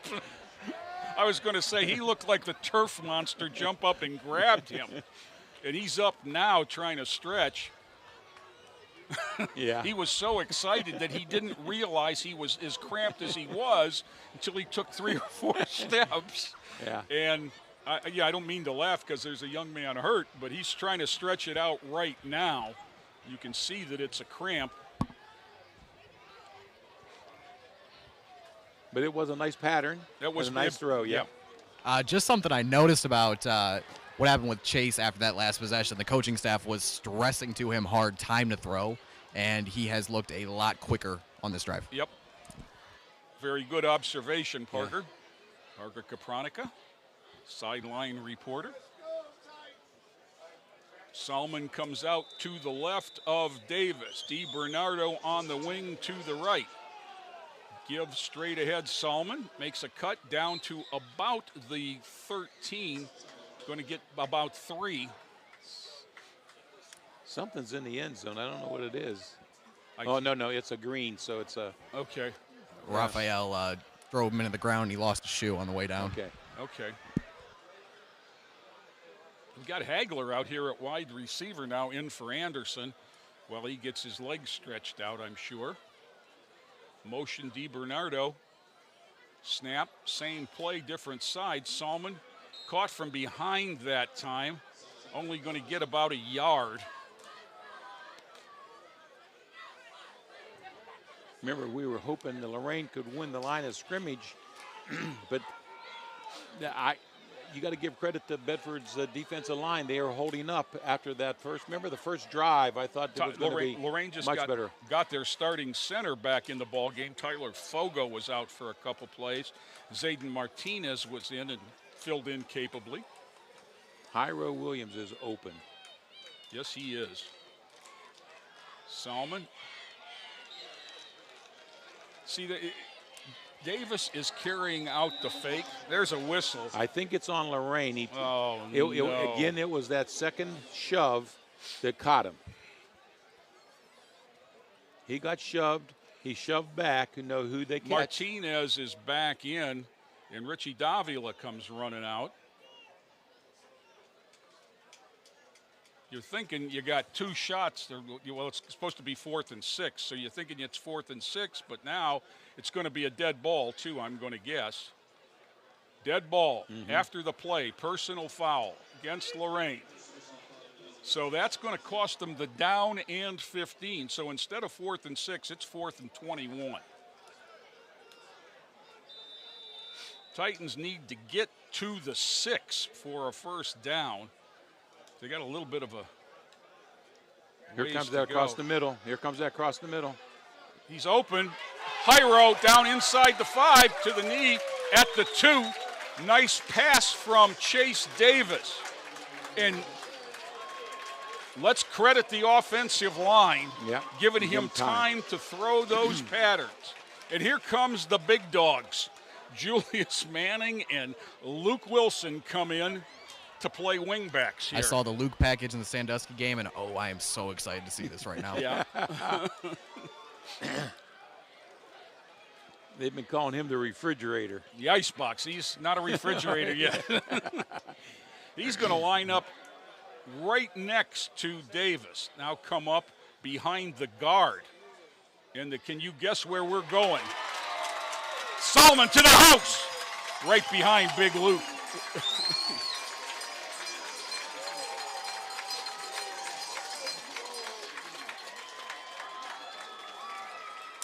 Well, that's going to make things a lot easier to deal with on the Titans sideline, as I'm looking for my score sheet. There it is. With 2:56 to go in the third quarter, 20-6, and Reggie Johnson in to kick out of DiBernardo's hold. Snap back, kick spot down. I see a flag. Kick never got off the ground. I seen a flag. Offsides Bedford. Do you think with a penalty they'll move it up, or they'll just I think go for two? I think they'll go for two. Yep. They've done this. That's what they did at Ravenna. The first touchdown of the season looked just like that. The kick didn't get up in the air, but their defense was offsides. Moved it up and got an important 2 points. Davis and Salmon come back. The big dog offense is still out there with Manning and Wilson. An inverted wishbone. Salmon's got a defensive lineman to either side in front of him. Look at that left end Now wide they both open. shift over to the left side, and they weren't set. It didn't work, but Titans moved before the snap. The two guys that shifted didn't get set. So it'll be a no-go on the extra point, but the Titans are on the board at 20-6, Bedford. I think Bedford had all 11 from tackle to tackle, though the ends were wide open, but that wasn't the play call. Well, it was another, the good and the bad is you'd get some big bodies in there, but you're almost broadcasting where it's going to go. And, again, Chase Davis not the runner that Joseph Wyatt is. No. Now, Chase Davis completed a 4th and 21 pass down to the 2-yard line that got us there. So let's not say, that's not to say anything negative, and that is John Salmon being helped up. John has had cramping issues in several games this year. So the first 9 minutes of the third quarter have been Titan time. Yes, it has. Like I said, they've won the 2 stops, 3 and out by the defense. Special teams. Yeah, we kicked it in the end zone. Yep, kicked it in the end zone, and then the 2 punts gave us good field position. Now look at where the return man is this time. He's back at the 6. Now, if Reggie could angle one to the near side. Well, he's moving back. He's moving back a little bit.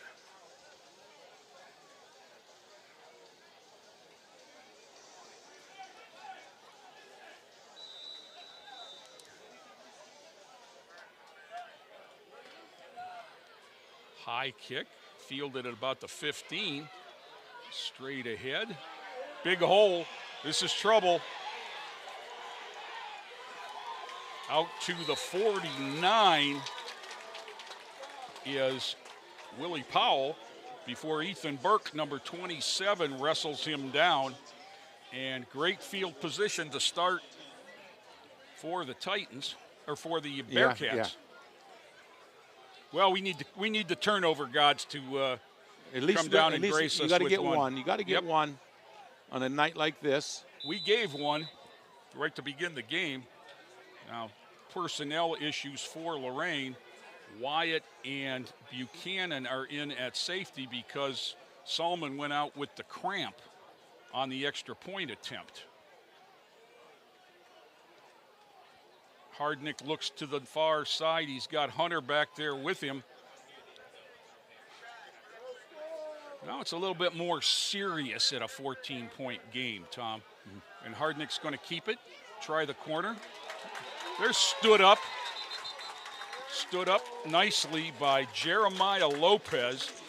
Great contain off the edge. Let's credit Rico Anderson out there for coming up and jamming this.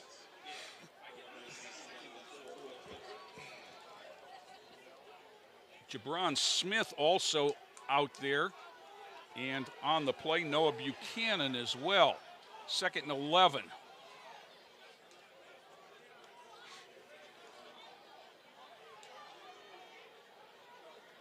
Oh, come on now. There's a mental one. Yep. You can't get back in Yep. high school. If you start dancing before the music's playing, it's on you. So instead of 2nd and 11, it'll be 2nd and 6. I just wonder if that quarterback is given some little, some little motion, some little sound. A lot of teams don't call signals out of the gun. Yeah. I don't know. You're close to the ball. Now they come down to the short side, interestingly enough. Look at the overshift on the defense to the near side with the – yeah, that had to be the play. Hardnick right down the hash marks to the 35-yard line. It'll be a first down for Bedford. That was really an interesting and too early shift. When they shifted the defensive line down, they had to shift the linebackers to the other direction for the contain. Right. And it just, I think that they gave up their shift before the play was in. So 1st and 10 Bedford at the Titan 35. One thing the Titans can't do is give up a score here with 1:20 to go, third quarter. Bedford only has one man signaling the play in back at the 45. That's a quarterback keep. I could signal that in from here, Tom, the way they've run it. Gain is about a yard. Sledge there again, along with Lopez. 2nd and 9.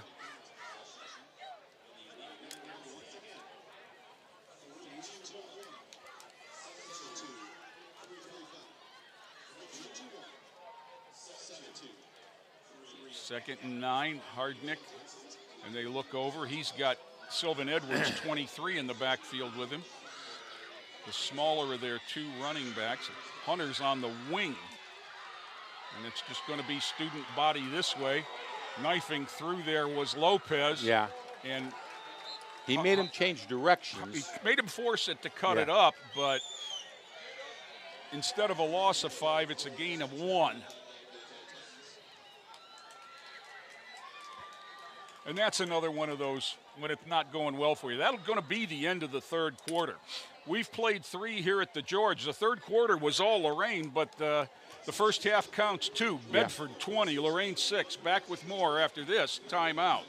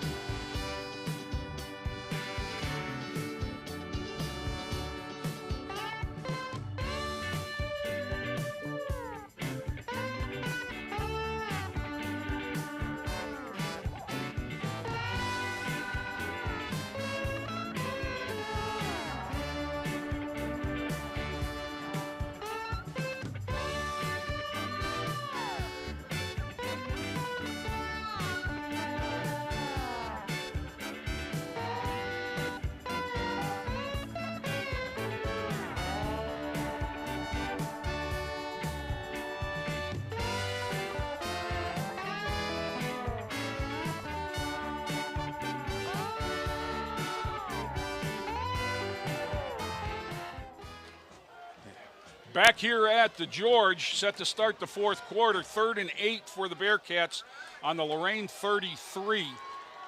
They've led all the way, 20-6. Titans got the opening kickoff and fumbled on the second play. That's a double pass here, but that was a lateral, fellas. Now, interestingly enough, the coach is the first one out there. Why'd they blow the whistle on it? Well, because they missed it, quite honestly. Yeah. And it was close, but it was definitely a backwards pass because you saw the end of the play was going to be the flea flicker. The Titans had someone back there with Powell. 4th and 8 now. Whistle. I'm not sure what the whistle's for. As Sylvan Edwards returns, Hardnick has him. Now there's another whistle. And Not moved sure. it up a yard. Okay, they had the ball misspotted. That's what it was. Yeah, it was definitely a backwards pass, as you could see on the replay. But now it's 4th down and a long 7, short 8. Big play for the defense. Straight back. Noah Smith with a running start, but there's a man over the middle, and he's got it. Down at the 5. That's Cameron Bybee, number 19. Jabron Smith was on the tackle, but on 4th and 8, they hit a big play. Yeah. And now you need a turnover. Now you need to bring in the 6-man line because you know how they're going to run it. But you know it's going to, yeah.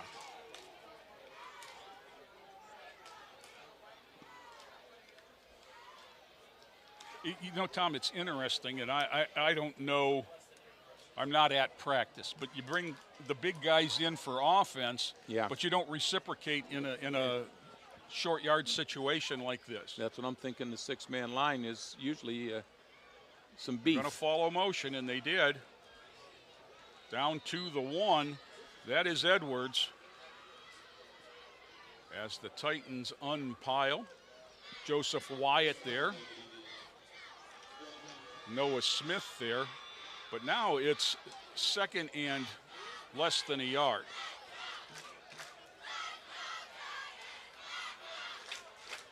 Now Noah Smith comes up to play defensive line. But they don't have a hat on a hat. Give following the lead man into the end zone is Caleb Hunter, high stepping it for the touchdown that just about puts the exclamation point on this. Now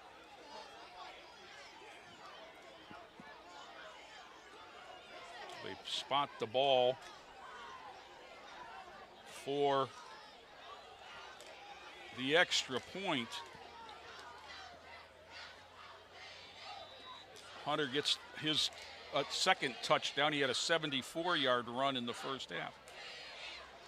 They'll go for 2 at 26-6. Rolling out, wanting to throw back to the far side, throwing back to the far side where Hunter is there. By himself. Well, that was well-designed play.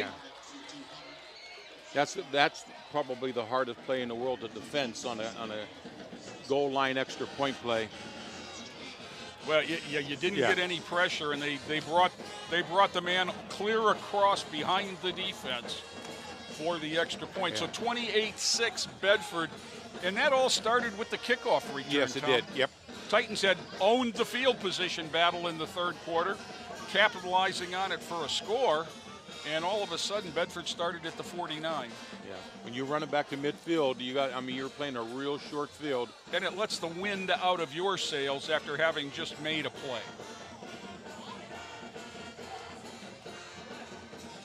So 10:27 to go in this one. Bedford on top, 28-6. And they will kick once again. Caleb Hunter, the man that just scored, will put it in play.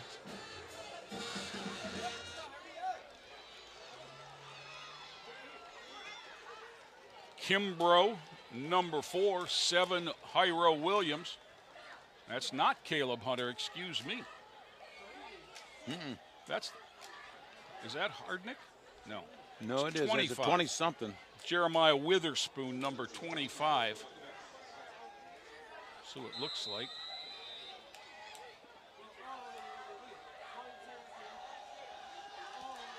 That's a high, deep kick back to the 9 Crawford. He's out to the 30 before he's treated rather rudely. Titans will have decent field position. 8, Dom Hamilton on the play there. And Crawford is still down, it looks like. No, he hurdled the man in front of him, but got caught from behind.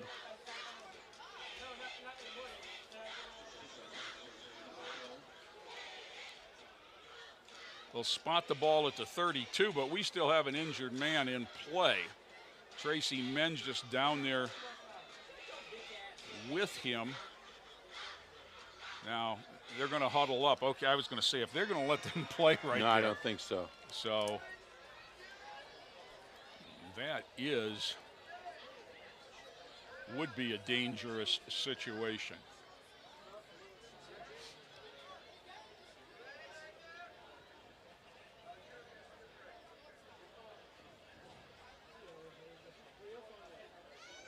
Oh my. So Titan offense is ready to go, but that's not how it works.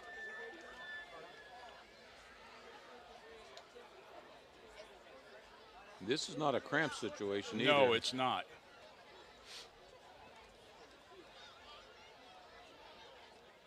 We were talking earlier, Tom, as we're waiting here. I'm trying to find the score that you asked about our old friends from Clarkson Football North playing Mentor tonight. And Al Ivy is the official with his crew.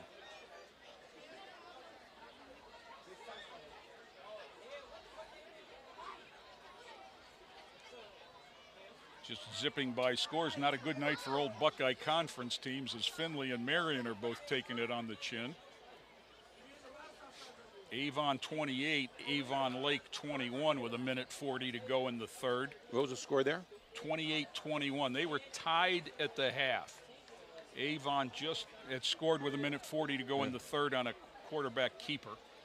Parker, do you have something to say? What's going on down there, Parker, without speculating? From what I saw on the after the hurdle attempt, he landed on his head, essentially. Okay. So they are, I'm sure, going through concussion protocols at the very least. And we're going to let's see. I see some movement down there. But we're going to step away right now for a break, and we'll be back with more after this timeout.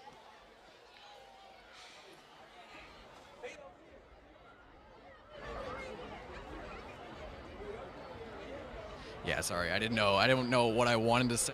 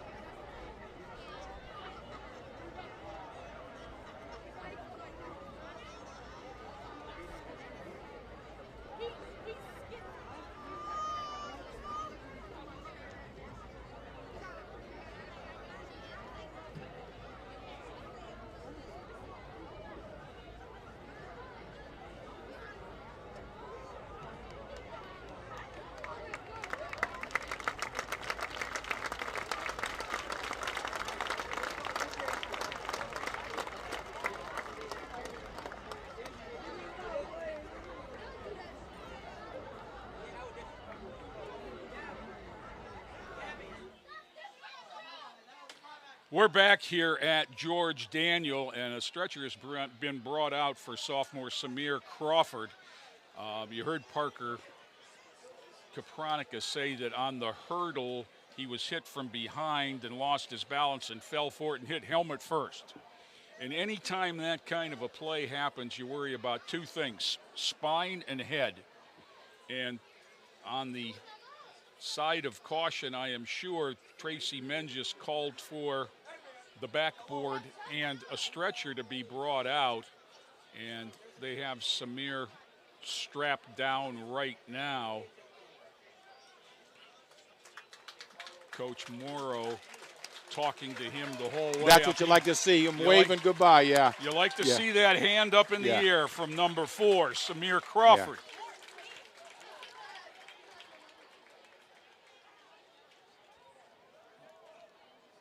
Yeah.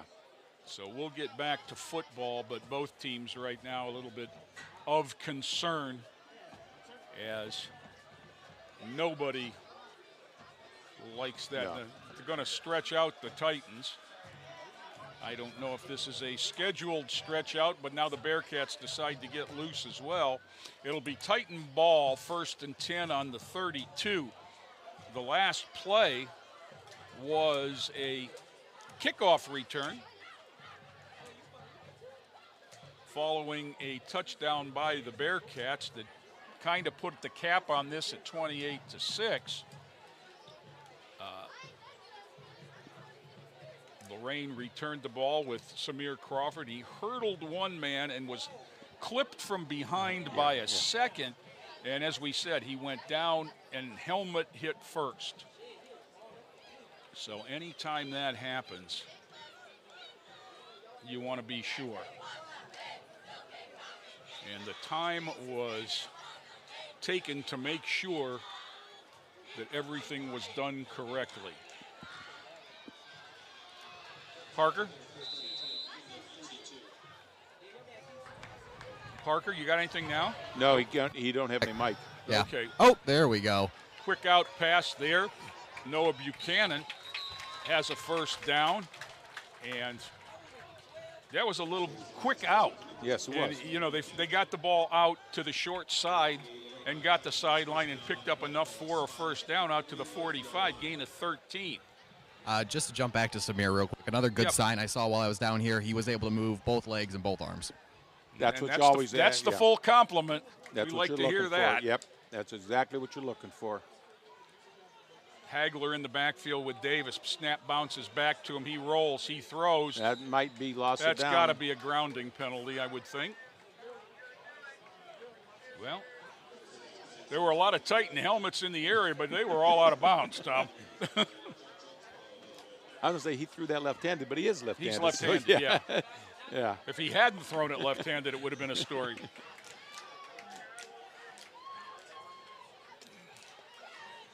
The Titans have had alternating centers tonight. We've had two different people handling that, and the result has been not as smooth a game as we're used to seeing. You've also got a different quarterback there calling cadences and signaling things. Motion, Salmon, whistle, traveling. One of the Titan linemen danced early. Well, I think it was the right guard, but I'm not going to get a number because I would be guessing. That official looked like he was going to walk right at him and point to his chest, didn't he? 2nd and 15.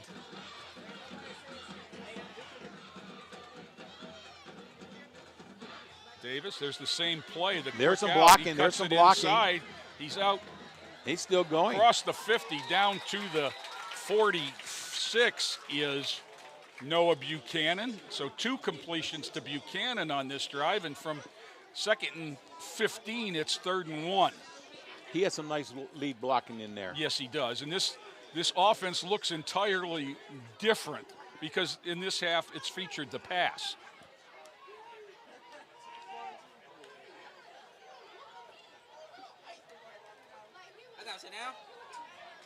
First down run for Salmon.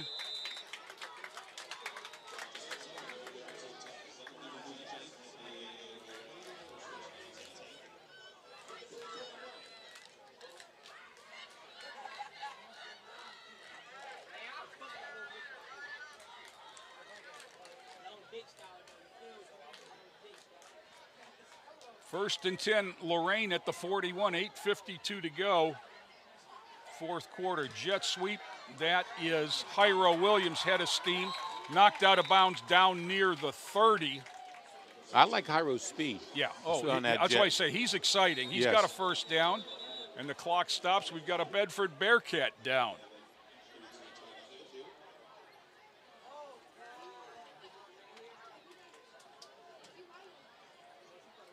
I didn't see a block or anything, but no, it was behind the play for sure.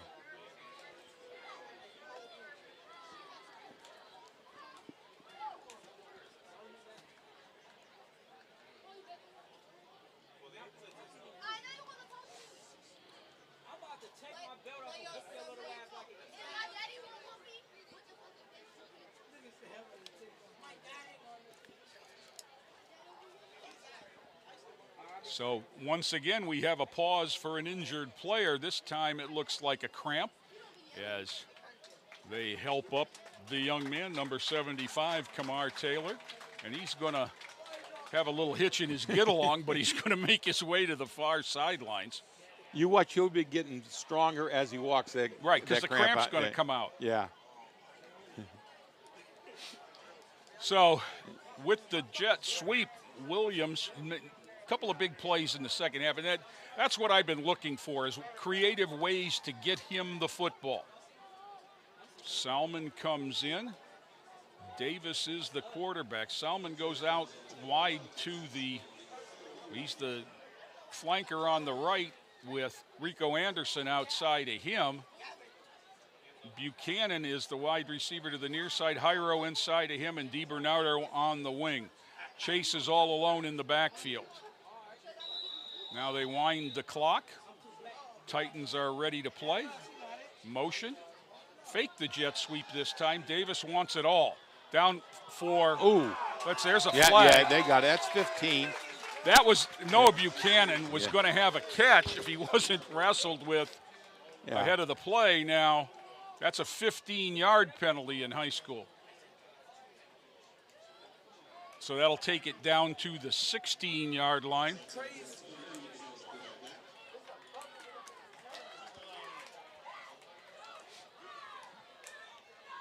Yes. We had a little issue cleared up here. First and 10, Titans at the 16. Boy, you'd like to bottle this Titan team in the second half. Jet sweep again to Hyro. He's going to get caught from behind, but makes something out of nothing. Yeah. Down to the 10 for a gain, gain of about 7. He was first contacted behind the line, ran out of the hand tackle, and he just bullied past the next one. And when I tell you that Hyro Williams is 155 pounds, that might be with his school books in his hand because he's a little fella, but he is sure exciting. One more thing about Hyro, I had a chance to be in the weight room earlier in the year. Saw him squat 350 pounds. Wow. Yeah, well, that's impressive. Yes, it is. Bad snap there, and Chase has to eat it. Lost back to the 12. So now it's 3rd and 6. That's the second snap on this drive. And he smartly picked it up and followed a blocker in. Yeah. Make something. Yeah, the first thing you have to do is make sure you have the football. And then the next thing you have to do is try to limit the damage. It's obviously 4-down territory for Lorain here. 3rd down and 6 from the 13. Fake the jet sweep once again. Davis over the middle, got a man. Touchdown! Rico Anderson to the house!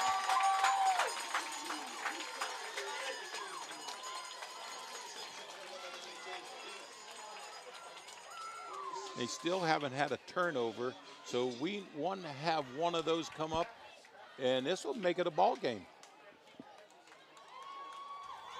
The big man package is in the game. Yep.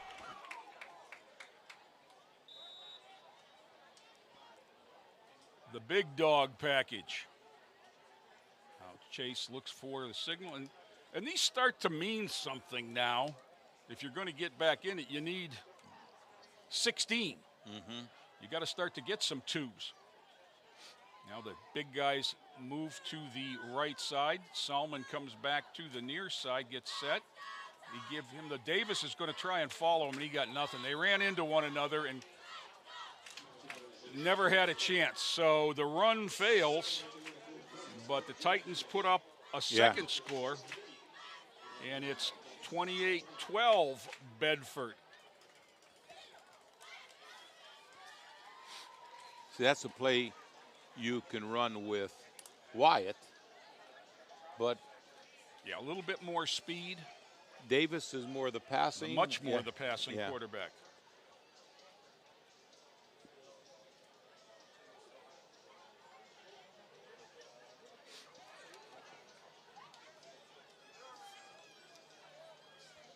Now you can't give a kickoff to midfield. Well, you can't give up anything now.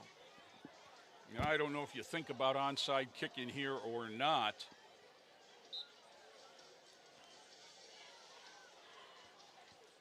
I mean, Bedford is sure creeping up. They've got 8. They'll have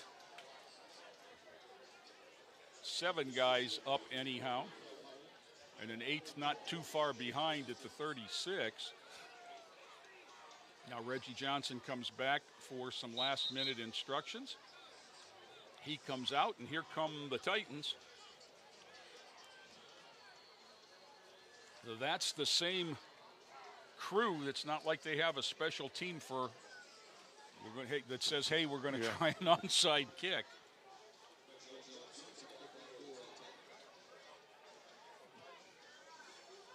Bedford's got 7 in.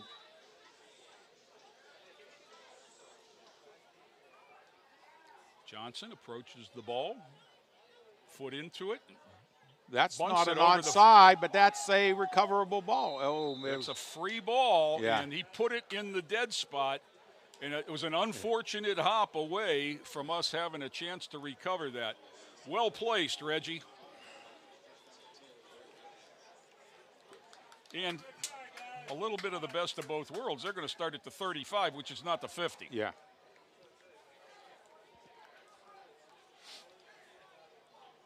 So the ball, we'll give him the 36. Still the number 1 defense. Wilson, Manning, and Sledge up front. Noah Smith and Jeremiah Lopez behind him.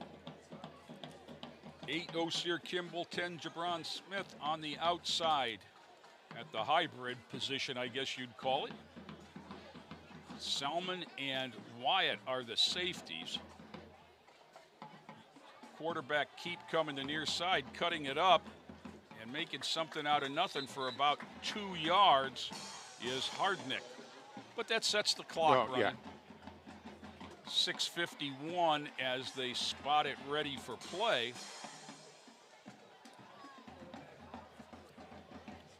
Now we'll see that one of the things that, signal in high school football with no play clock on the field is that back judge behind the defense will hold his hand up to indicate 5 seconds left on the play clock. So they get set, they look over. Now he put his hand up, but he put his hand back down. There he is. No. Went up again. Oh, he's counting them down. He was counting them down. Hardnick in the backfield hit there, and Wyatt was the first man there, but a lot of friends came to finish it up. Julius Manning was back there, along with Sledge and Wilson. 33, Noah Smith. So 3rd and 15. Now, do you think they want to throw it? And, I mean, the clock is on their side, so you think Right. you want to keep it running. Because an incomplete pass will stop the clock. I wonder if that's a new signal from that countdown. I've never official. seen the countdown before. There's a bombs away, and that's just over everyone. Oh, no, it's not. I didn't see that man out there. That's going to be a touchdown. Oh, my goodness. Wow. Right into the arms of Willie Powell. Looked like there was some hand fighting going on down the sidelines, but that doesn't matter, as 68 yards later, Wow. with 5:23, that will for sure end this one on a 68-yard pass and catch from Hardnick to Powell. And what a beautiful throw. It was. I didn't see him out there because he blended in with the Bedford uniforms on the sideline. I saw the man over the middle, and I knew it was beyond him. Once again, 2-point conversion time. And Hunter into the lineup, into the end zone again, which makes it 36-12 Bedford. So the big play bugaboo tonight. Yes, I mean, it was. let's go back and start counting ifs and buts. First 25-yard run for Hardick. They started that possession on the 31-yard line because of a fumble on Lorain's first possession. Next possession after a punt, Hunter went 74 yards untouched around left end. Second quarter was maybe their best drive of the night, with a 3-yard, culminating in a 3-yard run from Hartnick.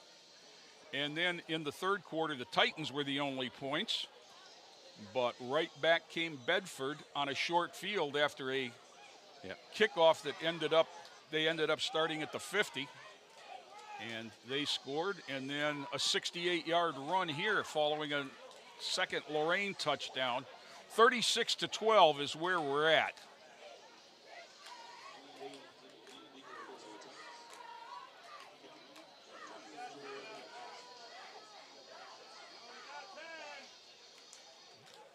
Foot into ball, near side. Is that Hagler? Up the sideline? No, it's not. It's number 8, Osir Kimball. Osir's out near the 50. It's a nice little run back. Well, he caught the ball moving forward. Yeah. And just, you call a return sometimes, and he just ran the ball where it was kicked. Right up the sideline. Yeah. Whether that's the return you called or not, when the ball is kicked that much to one side of the field, don't you just have an automatic got to go? Yes. So it's at the 48 of Bedford with 5:17 to go. Chase Davis has played most of this one. Now DiBernardo comes out and Hagler comes in on the flank on the near side as two receivers to each side. Single setback is Salmon. Salmon looks to pick up the blitz, and Davis gets rid of it, running for his life from Amari Mack, number 9. Yeah, Solomon jumped in and blocked, but the block went inside, so he had to roll to the right, but he's a left-handed quarterback. Made a good play getting rid of it, saving time. That play took 5 seconds. They look over, they get the play. Set to go. Hagler in motion. Chase goes back, throws it. He's got Hyro.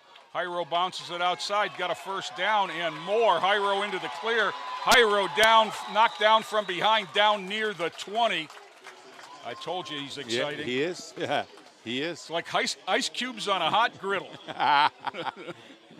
He's just all over. You'd swear that he's moving 3 directions at the same time. Watch his feet. Boom, there's a cut. There's another cut. And there's some of the reason that I say he reminds me of a young Tyshawn Lighty. Pass complete there to Noah Buchanan. He's going to break. Got inside the 20, it looks like. They're stopping the clock. I'm looking for the flag, but I don't see the flag. Maybe it was just to untangle. No timeouts called. Seems to be some confusion.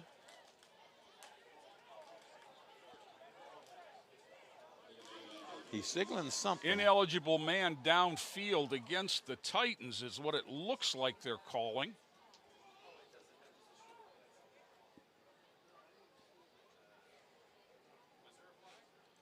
I did not see the flag, so it had to be over here from the side judge in front of the Titan bench, which is where the play went, and evidently one of the offensive linemen was downfield, or with the wide receivers, might have been somebody over here covered up that wasn't an eligible receiver. That happens occasionally in these multiple receiver sets. High pass intended for Buchanan. He's still fighting, still fighting. Gets out of bounds. Maybe that's what he was fighting for, the sideline. Clock not stopped. There's a penalty on somebody. Did someone say something? It has to be on sports. Well, I can't believe it's somebody said something back there, or this guy's got supersonic hearing. Now, I'm seeing the signal that there was a push. Oh, walking back to the huddle? Walking away from the play. I mean, that's the official that was stationed down on the 5-yard line. So now, once again, we are dead ball. Personal foul, Lorain. And those are the kind of things you can't do if you're going to be a good football team.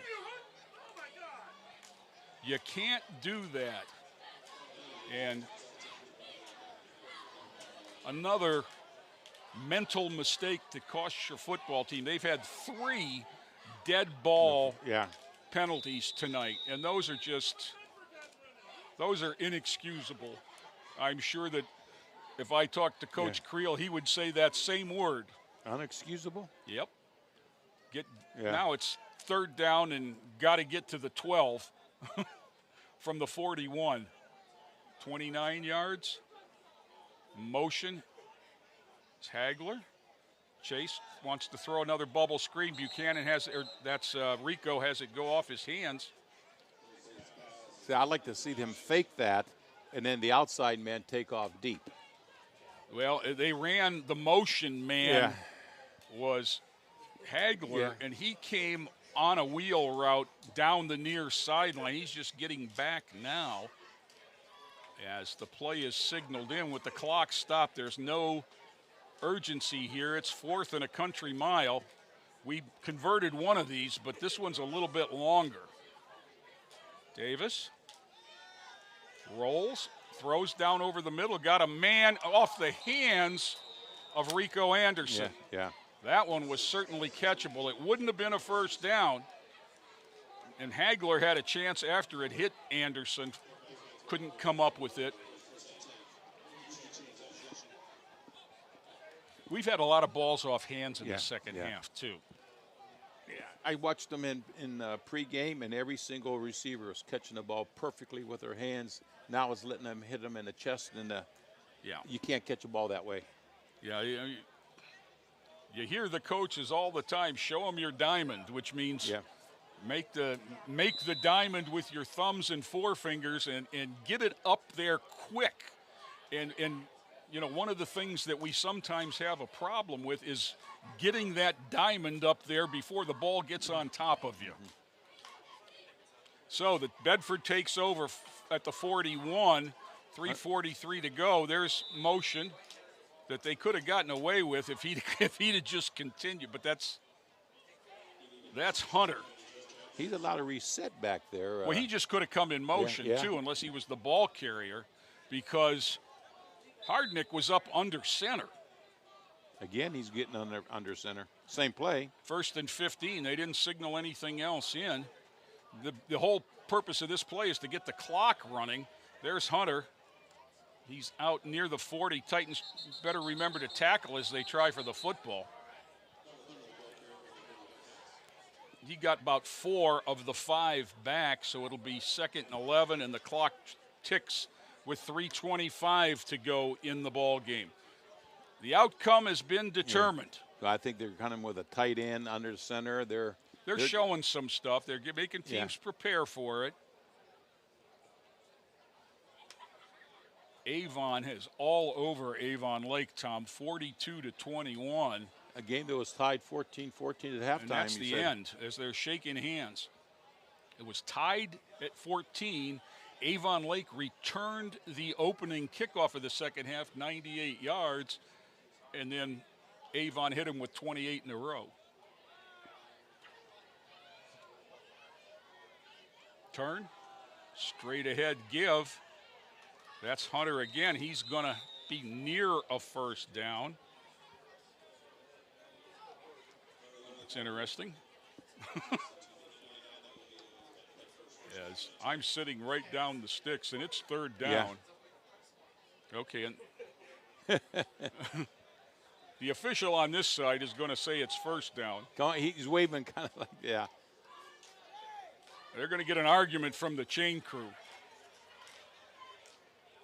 And by gosh, it's going to be third down. Either that or the chain crew's gone on strike, Tom. Clock is running with 2:10. Hardnick is under center. Turn, straight ahead to Hunter. Well, he's going to be close, and he's going to for sure have this one because they wanted to give it to him the last time, and he got a little bit more. I think Osier came from the outside to attack him from behind. Now they'll move the sticks. That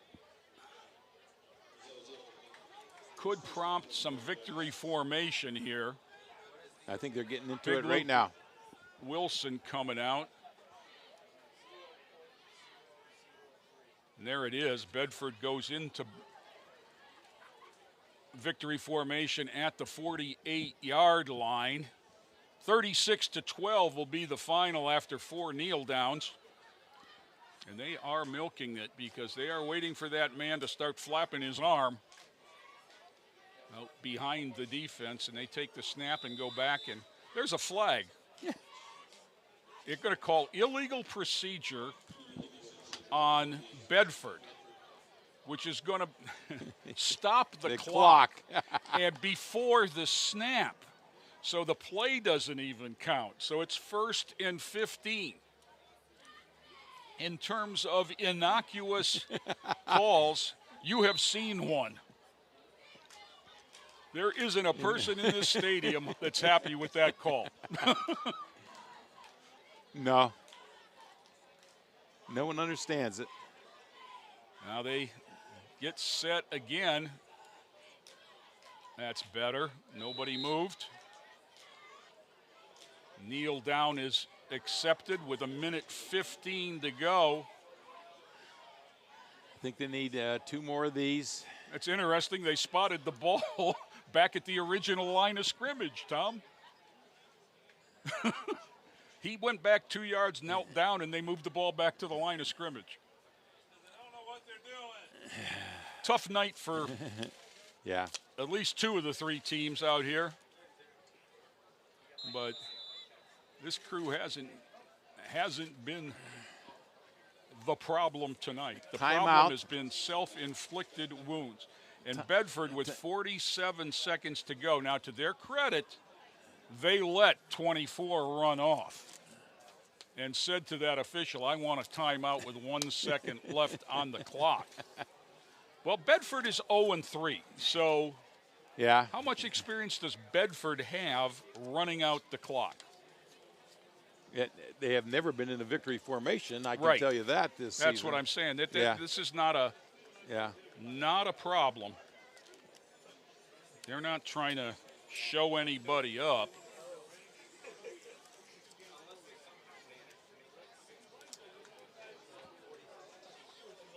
And so the Titans, Tom, let's talk about the game a little bit as the final seconds hopefully tick off.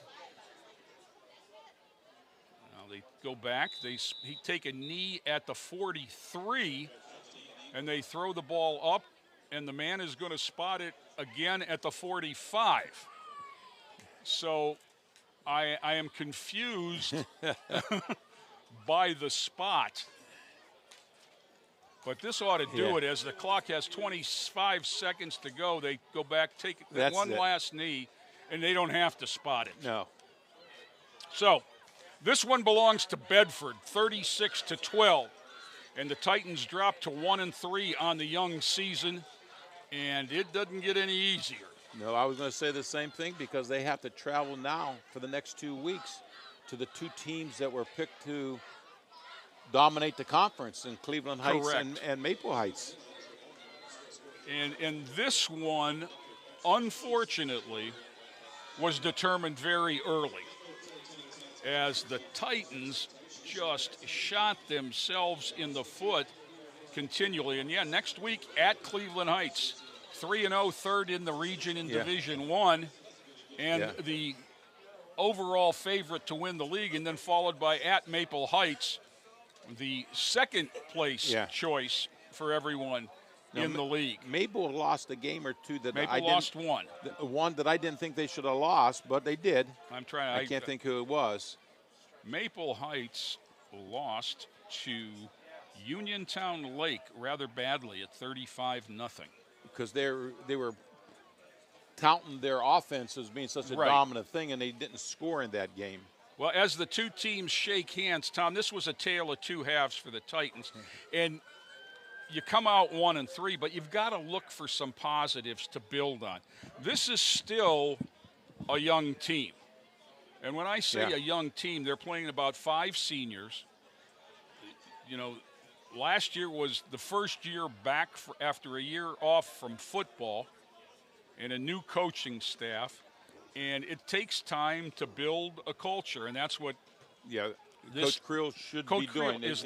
He's not going to take any shortcuts. I know the man.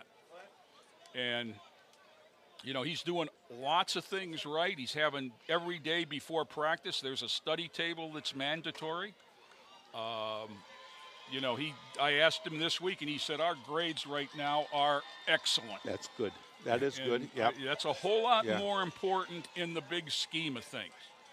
And as they huddle at midfield, everybody's inside the shield.